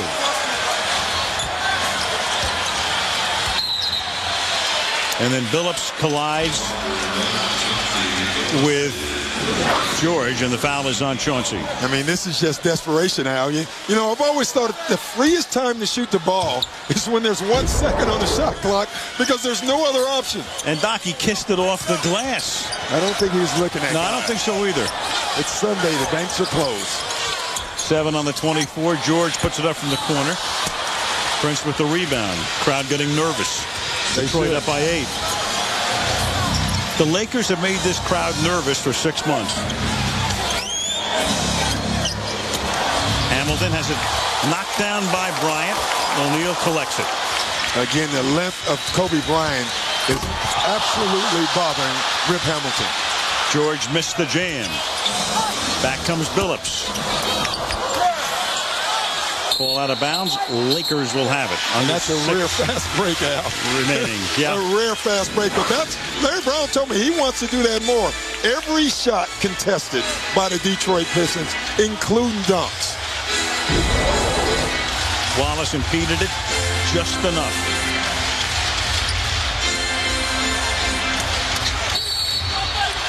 And it's against the Lakers. 3-second call here. Or no, it's a foul. Yeah, they're saying that Shaquille O'Neal used his opposite arm to wave off Ben Wallace right there, and that's where the foul was. You know, it's so difficult, again, to referee a game because you don't know if a player's flopping or not with Shaq because Shaq is so strong. That's 3rd on Shaq. O'Neal the other night in the clincher against Minnesota had 4 in the first half, but Jackson just went with him and he didn't pick up his 5th until the 4th period. Kobe that night has 3 and had to spend a lot of the first half on the bench. Hamilton looked for the foul, doesn't get it. Bryant now gets doubled and gets fouled. And more importantly, gets fouled by Rasheed Wallace. She pleading his case to Joey Crawford as the Magic Man observes. There's a look of concern on his face. Pistons outscoring the Lakers by 9 in the period. Lakers led by 1 at the turn. And that's knocked away and stolen by Billups. And he'll reset.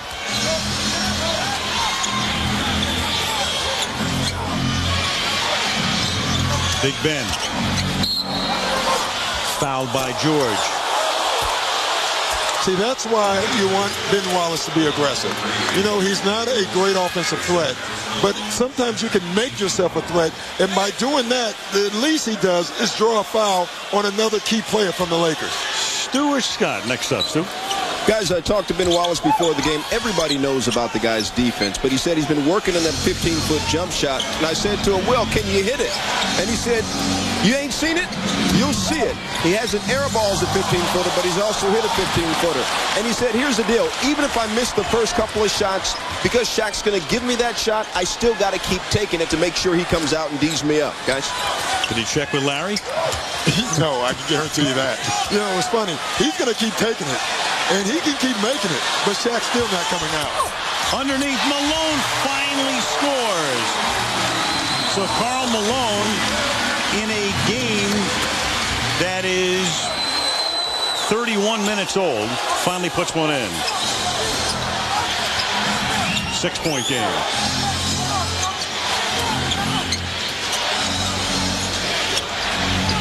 Ben Wallace. And there's what Stewart was talking about. Man, that's what I was talking about. Sort of. Well, that was a 16-footer. O'Neal. Slam dunk. Larry Brown and the Detroit Pistons got to be very careful right now. Because you can feel the Lakers starting to get into this game. When Nicholson gets up, you know the Lakers are on the cusp. Billups would have counted. I like that. I like what Billups just did. He could feel it. He could sense it. He decided he was going to try to take it on himself. But again, Shaquille O'Neal has gotten the ball deep all night, and that's the third time the Pistons have tried to go for a steal and didn't get it. And here you see Chauncey Billups. He knows his team needs a bucket right now, and he takes it on himself, and now he gets to go to the foul line. And that's the 5th foul on Gary Payton, so Fisher comes in. But again, it's not like, I mean, we know that Gary's going to go to the Hall of Fame and all of the rest, but it's a situation where the way the Lakers play with Fisher and Rush as the guys, and then Bryant moving to the small forward spot in the fourth quarter, it's not that big a deal. No, it's not. The only difference is that in this series, Derek Fisher doesn't have the size of Gary Payton. So when you look out there, who's going to guard Billups? And I think that's a tough matchup for Fisher. So Gary has to come out with 5, 6-point Detroit lead. Bryant to O'Neal. Another slam. See, these are not the shots that Larry Brown wants to give to Shaquille O'Neal. Right now, he's getting wide open dunks. 3 or 4 of them have been on gambles. 24 points for O'Neal, 16 for Bryant. So the two big guys have 40. Billups all the way to the rim. See, Billups likes this matchup, and you can see it. I wouldn't be surprised to see Kobe Bryant guarding Billups pretty soon, because Rip Hamilton is off the floor. Bryant off the glass. So let me ask you this. In light of the fact that I talked about how they use Payton and all of that, if you were Jackson, do you not then take him out with 4? Yeah, you probably do in this case because of fouls. But, you know, Phil Jackson has done this all year. Sure. He had Shaquille O'Neal on the floor with 3 fouls in the second quarter against Minnesota. So he tries to make the players find their own way. And sometimes that hurts him. But more times than not, it gives his players confidence and responsibility. After the Prince miss, 2 minutes remaining now in the third quarter. I'll tell you, the Lakers have a great matchup on the other end with Kobe Bryant. From the corner. Swatted out by Malone to Bryant. Bryant with Hunter on him, and now Prince picks him up. Shaquille back to Kobe after he sets the screen. George comes in and can't save it from going out of bounds and goes tumbling into the first row. 1.5 minutes remaining now in the third quarter in game 1. It's been tight all the way. Detroit leads by 4.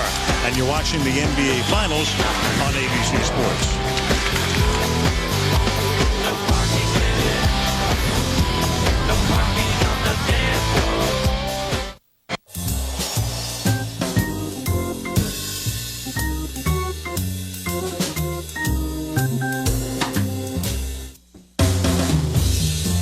Desperate Housewives, Sundays this fall on ABC.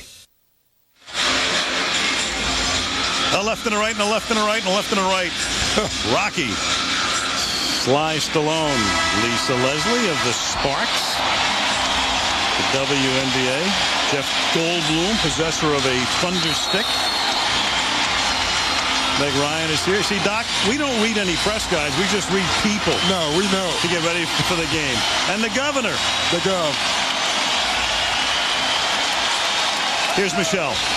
Al, before the game, I asked Phil Jackson how he would characterize the importance of game 1. He said it's a critical game and extremely important. It puts a lot of pressure on the home team if they lose game 1.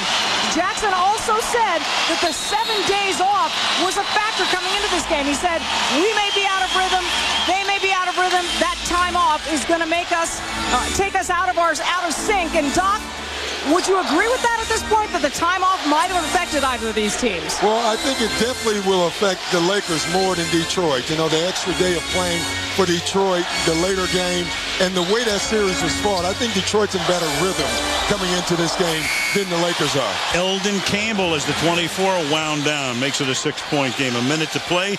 5 for the former Laker. Kareem Rush and Slava Medvedenko come in to finish the third quarter for Los Angeles. Fisher contested by Hunter. Now Shaq has to come all the way out. And all the way out is a great point. Look where the Lakers are starting their offense. And this is what's been happening all evening long. And this is why they're out of sync. It's not because it's bad offense. It's because it's the Detroit Pistons defense is stretching them out of the places they want to be. And O'Neal got back underneath and couldn't handle Rush's pass. Medvedenko saves it. About an 8-second differential, and Hamilton went down and is just now getting up in backcourt as Kobe has that one blocked. And when Hamilton went down, it means that as he stayed down there, he's able to score, and he goes down hard again and is so frustrated. He's hurt. Yeah. He winds up kicking the ball, but no infraction. Yeah, he was trying to kick the ball to give him some time to get off the floor. Medvedenko into O'Neal now. 8-point lead. And Shaq banks it in. Lakers led by 1 at the half. Pistons will have the final shot in all likelihood here as Hunter picked up outside, and then Fisher commits the foul. Lakers had a foul to give. Yeah, so it wasn't a big deal. You know, I think Fisher would have rather used another second. I'll tell you, that last shot by Shaquille O'Neal, that's the third time he's made a shot similar. That's unguardable. You can drop any defense you want. And when he starts making shots and throwing jump hooks, that's unguardable. 26 for the big man. Hunter missing, and that'll do it for the first 36 minutes of this one. 12 to go in the fourth. In game one, the Pistons trying to come in here and steal the opener. Detroit 64 and Los Angeles 58. Fourth quarter coming up. And this presentation of the NBA Finals on ABC continues after this message and a word from our ABC stations.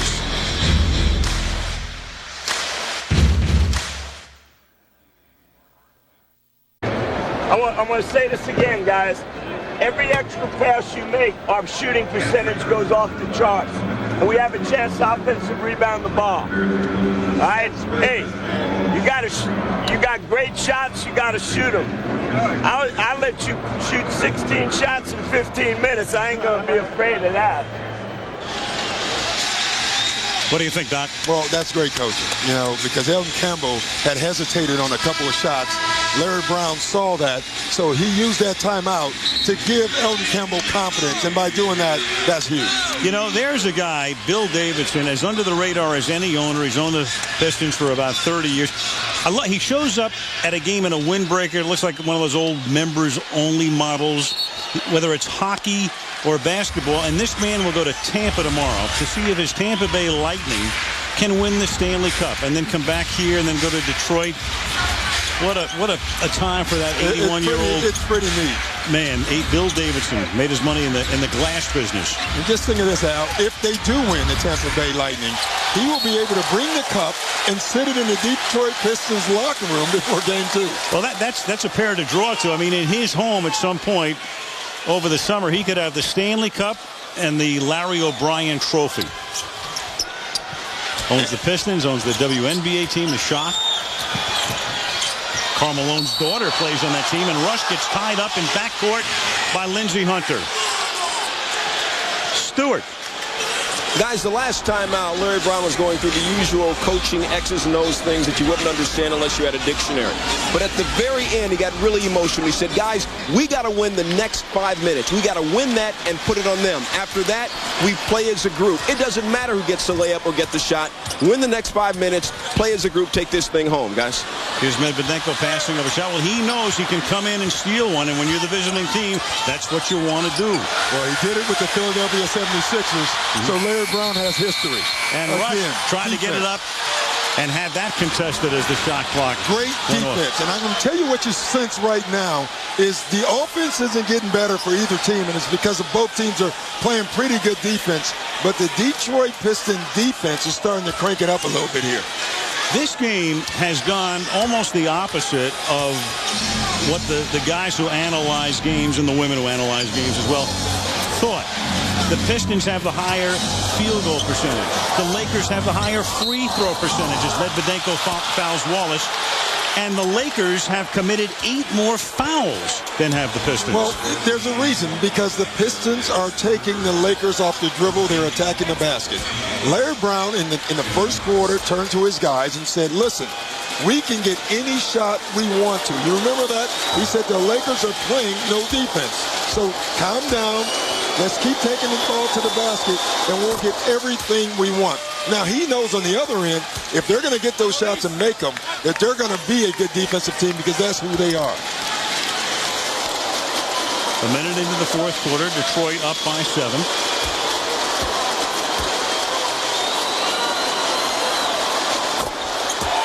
And this is a big stretch for the Lakers, because there is no Shaquille O'Neal on the floor. On the left, Joe Dumars, so instrumental in the Pistons' success as the head of basketball operations and the president.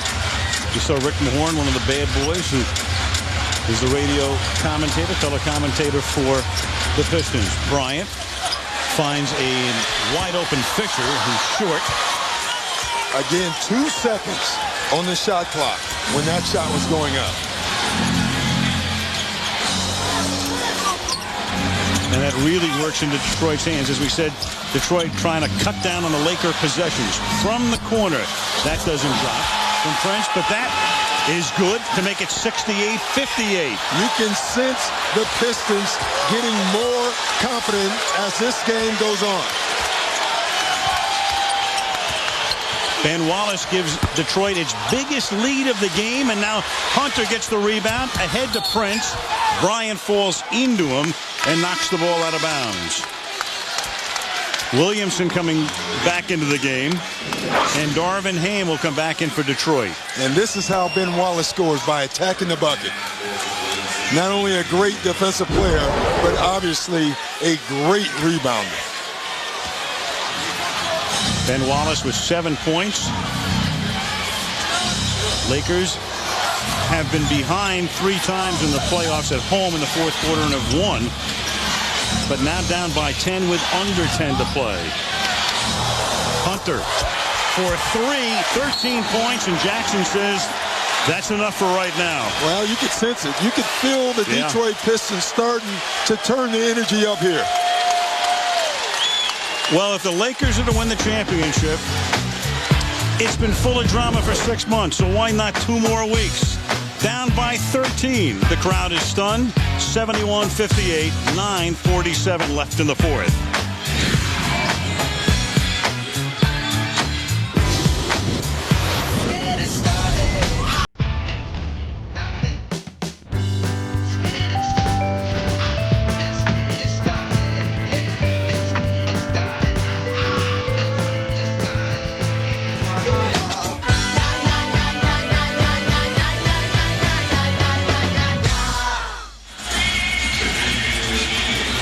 Back in the fourth quarter now, the McDonald's NBA Finals summary had the Pistons get here, beat the Bucks in 5, went to a 7th game and knocked off New Jersey, and then took the Pacers out in 6. Lakers beat the Rockets in 5, and were 2-0 down to the Spurs, came back and won the next 4, and then took Minnesota, the number 1 seed in the West, out in 6 games. Lakers now down by 13, and Bryant starts to come back with a 2-pointer here to make it a 71-60 game. That's the Lakers' first points in the fourth period. Tayshaun Prince goes out of the game. Kobe Bryant gets an easy shot. Williamson to Hamilton. Not free enough. Well, I tell you, Kobe Bryant took his eyes off Rip Hamilton for a half a second, and when he turned back around, Rip was no longer there. That's all he needed.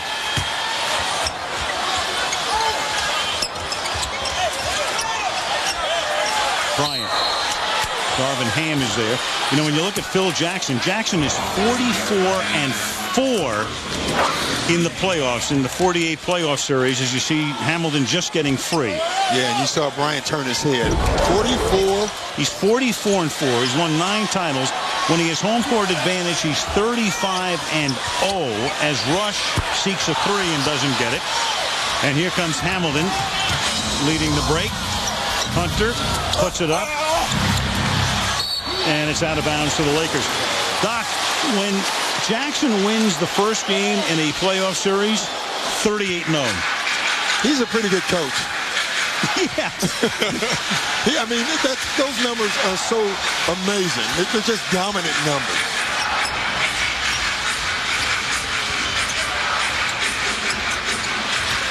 Eight and a half left. They work inside again to O'Neal, and Shaq banks it in. So Shaquille O'Neal, who has scored 25 or more now in 20 straight finals games, tying Michael Jordan's mark, has 28 points tonight. Yeah, and right now, it's been Kobe Bryant and Shaquille O'Neal all evening. And that's what the Pistons said it would be. Williamson misses the jam.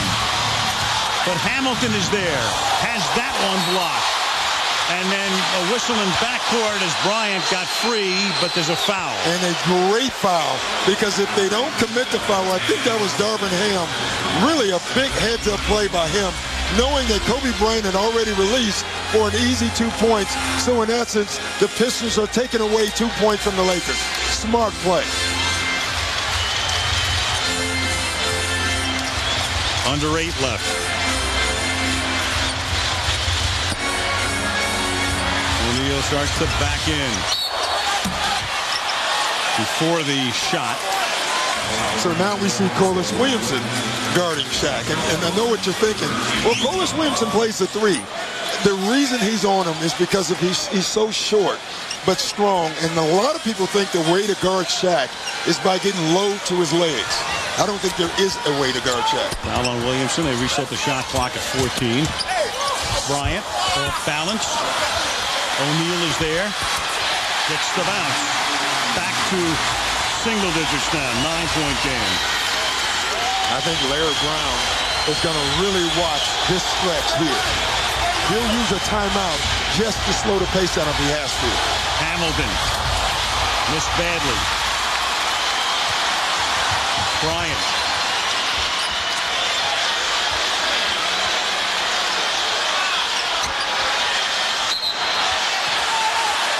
Joey Crawford whistling. A foul here on Detroit. I mean, this is the downside of putting a smaller guy on Shaquille O'Neal. A long rebound, he can just reach over you like he does and score. Shaq has been very active this evening. Foul on Williamson is 3rd. Ham goes out. Hunter goes out. Eldon Campbell into the game. Now they're going to put Eldon Campbell on Shaq. So that's been the 5th guy this evening already that has guarded Shaquille O'Neal. I wouldn't be surprised to see the young rookie at some point. Equal opportunity. Bryant. Would have been a 3. 7 minutes to go.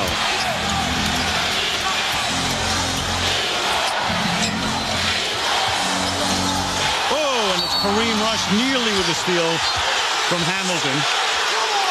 And everybody in the front row getting up and giving Bob Delaney a piece of their mind. Well, they're saying Kareem Rush was tripped. Now, again, that turnover was not caused by Kareem Rush.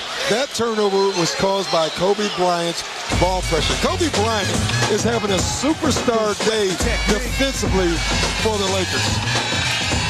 Out of bounds to Detroit. Pistons by 9. They want to know how many times have I ripped the red book for soldiers. NBA Finals on ABC, brought to you by Spider-Man 2. The story continues June 30th. Mountain Dew, the taste everyone's mad about. And the new Chevrolets, 10 new cars and trucks in 20 months. An American revolution.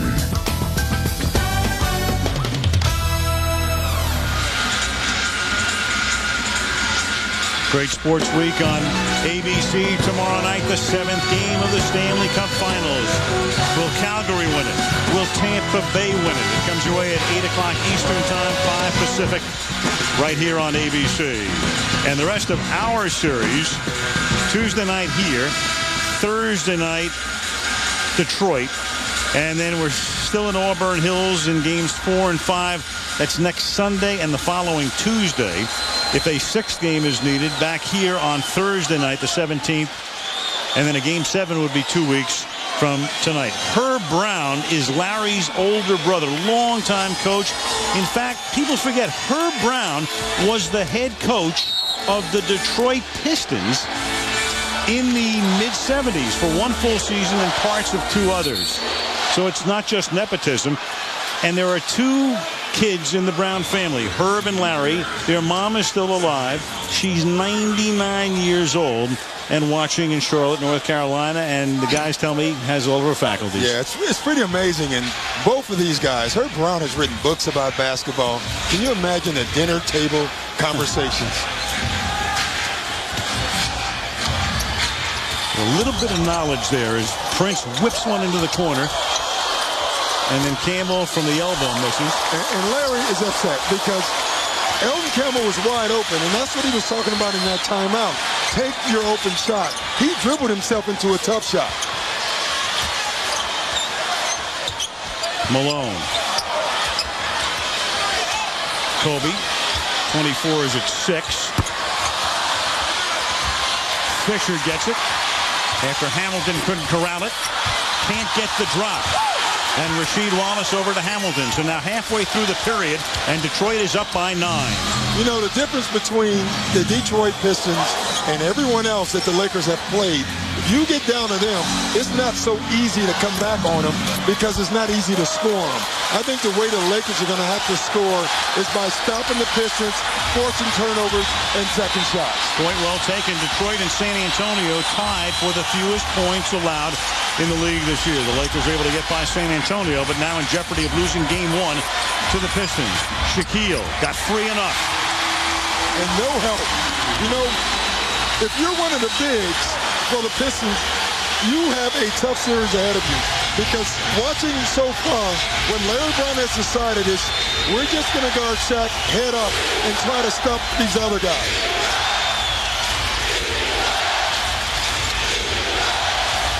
Billups lays it off for Campbell, and then he's fouled on the way to the hoop. Again, the Detroit Pistons are attacking the basket, and that's how they're scoring points. I mean, this is the 20th time, it feels like, that one of the Pistons have gotten into the lane, drove with help, and then been able to get to the bucket. That's what they're trying to do. Attack, attack, attack. They believe that they're more athletic than the Lakers are. Foul on Rush was his 3rd. Here's Michelle. Hey, Al, I spoke to Lakers assistant Kurt Rambis during the last time out. He said, nothing's changed. We're not moving the ball around. We're not reacting to their pressure. There's too much standing around, too much ball holding. Nothing's changed. Doc, what do you make of that? Well, he's right, but the problem is the Detroit Pistons defense, they're not allowing them to move the ball. They're contesting every pass. And now you see a charging foul. So that's why it's so difficult to move on this basketball team. That's 4 on Rush. We mentioned Payton already has 5, and Rush, who plays a lot of the 4th quarter, now has 4. You know, some teams make offensive runs. The Detroit Pistons make defensive runs. 74-66, under 5 minutes now. 4th quarter, game 1. Billups has it taken away by Fisher.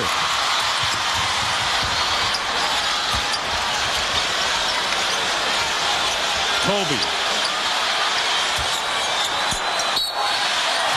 And as Kobe is so adept at doing, it's that fake, and then he gets the foul, and the foul here is on Prince. Well, you have to honor the fake because he can shoot. You know, if that was a non-shooter making this ball fake, you wouldn't honor it. But because Kobe Bryant is such a great shooter, you have to honor it. He is so good with his footwork. This is, believe it or not, the Lakers' first free throw attempt of the half. You can register to vote for the NBA Finals MVP by sending the text message NBA to the number 622 using your Verizon wireless phone or log on to NBA.com. Don't forget that, Doc. I will not.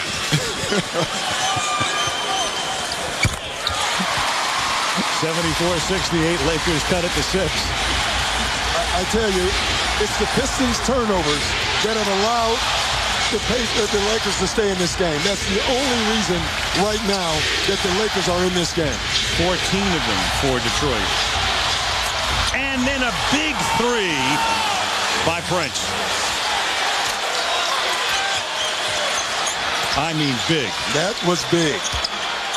77-68. A little over 4 to play. Look at this. One-on-one coverage. Over Ben Wallace. Yeah, they're going to live with that. What they're going to say is, Shaq, you have to make all those shots. We're going to try to stay in between you and the basket and make you shoot over top.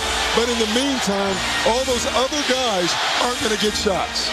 Shaquille O'Neal is 13 of 16. That's 81%. The rest of the Lakers are 28% from the field. Here's Hamilton. The air ball taken down by O'Neal. It's amazing. Rip Hamilton has struggled all night, and the Pistons are up 7. Payton back in the game. Gary playing with 5 fouls. Bryant one-on-one with Prince. Shovels it underneath, and O'Neal can't handle it. But it's on the end line, and now timeout is called. Still Detroit's ball. Larry takes a 20. 3:22 remaining in regulation. Pistons by 7.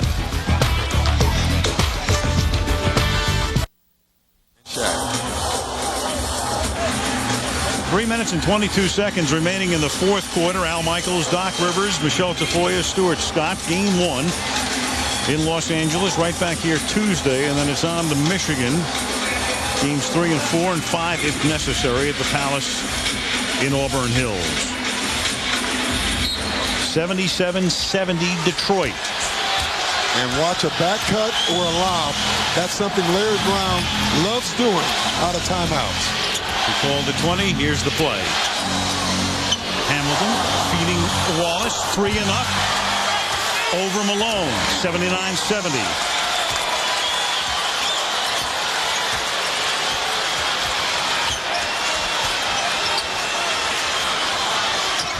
O'Neal and Bryant have combined for 56 points, and it's off Wallace out of bounds.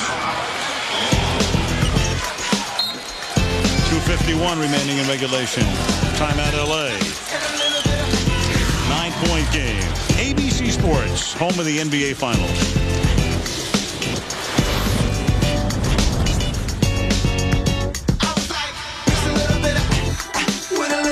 Detroit by 9 before we head down for the final 2:51. Shaq and Kobe, Byron Scott, 56 of the Lakers 70. Do they need somebody else to step up in the last few minutes, or can they get back in the game with just those 2 guys? Well, I really think they need somebody else. They need one other guy, Payton or Karl Malone. One of those 2 guys really have to step up to get this team over the hump, because those 2 have done their job. Kobe and Shaq have done their job. 2 things for the Pistons in the last 2:51. Make your free throws. Don't turn the ball over. If you do those things, your defense is good enough. You can get out of here 1-0.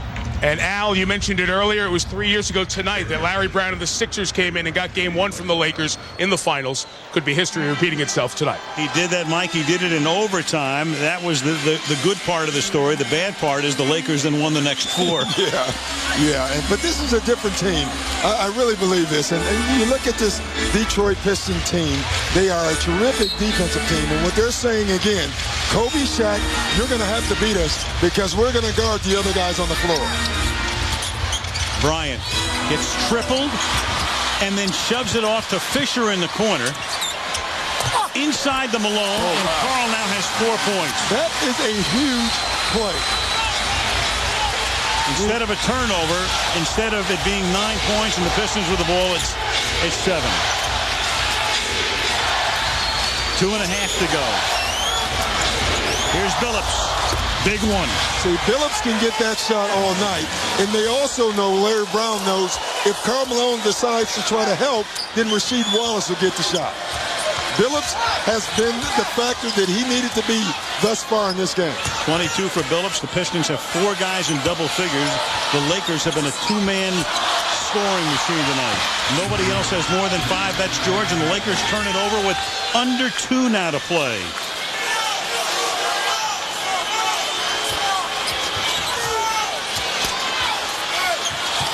Prince.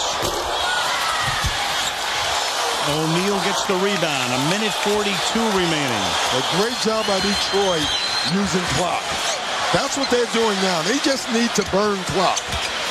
And they've done a great job of that tonight. Larry Brown, very much like a football coach, he says we need to control the football for 40 minutes. Malone can't get it to drop. Rasheed Wallace gets the rebound, and that gets fouled by O'Neal. You know what's interesting, Al? You can hear the fans telling the Lakers to shoot, shoot, shoot. The problem is it's tough to get a shot off. So when you get down to this Detroit Pistons team, it's tough to come down there and throw shots up because the Pistons team is not going to give you easy shots. So you're going to have to use the clock. Here's Stuart Scott. Alan, that last time out, Larry Brown was urging his team, use as much of the clock as possible. And there was 2:51 left in. He said, guys, all we have to do is win the next 3 minutes. He told them that 3 different times. Then he stood up and he started cheerleading. And he was cheerleading. And Corliss Williamson was cheerleading. And Lindsey Hunter was cheerleading. I was having a hard time figuring out who was cheerleading, who was coaching, guys. Well, I think you do all those things when you do, Coach. You know, there's no saying in our league, if you win the first 3 minutes and the last 3 minutes of every quarter, you'll win most games. And that's exactly what Larry Brown has talked about. Coming out of the quarter, he said, let's win the first 5 minutes. Now he's saying, let's win the last 3. I'll say everything but the megaphone and pom-poms. 11-point game. 83-72 Detroit. At the beginning of the game, Doc, we talked about how could Detroit win the game. You said the magic number is 85. They get 85 points. They can win the game. They have 83. Who do you like in the Travers Stakes in August? Yeah, I'm thinking Smarty Jones right now. You know, I mean, it is amazing, though. The Pistons are a great defensive team, and we've said that all evening. And they believed in this series that they would be able to score. And their number is still 85, between 85 and 90. They believe if they can score that in every game, then they can go on their defense and trust their defense. And that's what they're doing this evening. Meanwhile, the Lakers have lived on the precipice almost the entire season, and they put themselves, with a loss tonight, in that same relative position because Detroit will, among other things, rest home court advantage. Bryant from way outside. Bryant again. That's a 3. If it wasn't for second shots and turnovers, this would be a rout, and the Lakers would have about 55 points right now. And against a great offensive Laker team, that's amazing.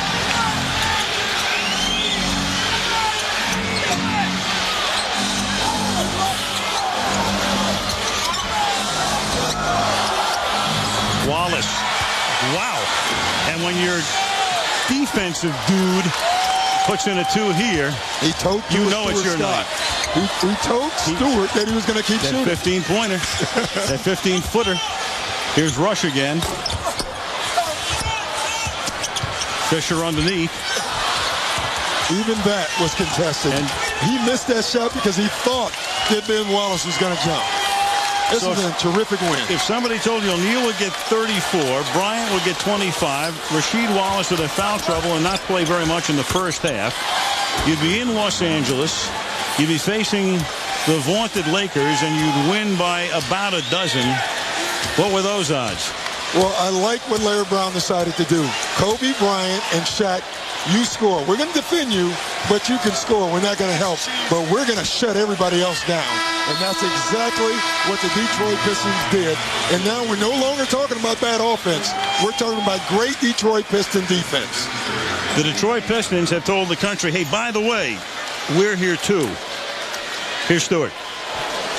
Chauncey Billups, you led the Pistons in scoring both regular season games against the Lakers. You do it again this game. What is it about your game and their defense that gives you opportunities? I mean, I'm just trying to be aggressive, you know. We just try to put them in pick and rolls. We don't think they can stop us. We got shooters coming off pick and rolls, and then we got guys like Rasheed and Ben who can step out and hit that shot when they double me. So it's a tough cover. If I had told you that Rip Hamilton would go 4 for 15 and you guys would win a game like this, what would you have told me before the game? We'll be all right. We got other scorers. We got so many people that can score on this team. Some nights I'm going to be off. Some nights he is. Sometimes she is. We got other guys that can step up. So we all right when other guys don't score. All right, Chauncey, congratulations. Rasheed Wallace, you hit the first 3 of the game, hit the first 3 of the second half. How frustrating was it for you to sit most of the first half? It was killer, you know. But had guys on the bench that came up. B.I.G., Mimic came in there, did a good job. Eldon, you know, guys came in there and played. Corliss, D-Ham, and, you know, that's where it was at, our bench.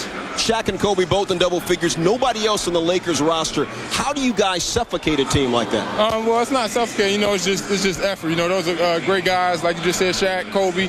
You know, we just got to make it harder for the other guys. We know they're going to get theirs, no matter if it's on the line or, you know, a couple shots or whatever. So we just got to make it harder on the other players. All right, good luck in game 2. Yeah. Al, back to you. Thank you, Stuart. The Lakers have won 9 titles in L.A. On 4 of those occasions, they lost the first game, including most recently 3 years ago against Larry Brown's then 76ers. Doc, we may be here for a while. Yeah, I think you better get comfortable, Al. Yep, well, we'll get comfortable game 2 on Tuesday. ABC Sports Online at ESPN.com. Al Michaels, Doc Rivers, Michelle Tafoya, Stuart Scott, for our entire ABC crew saying good night from Los Angeles.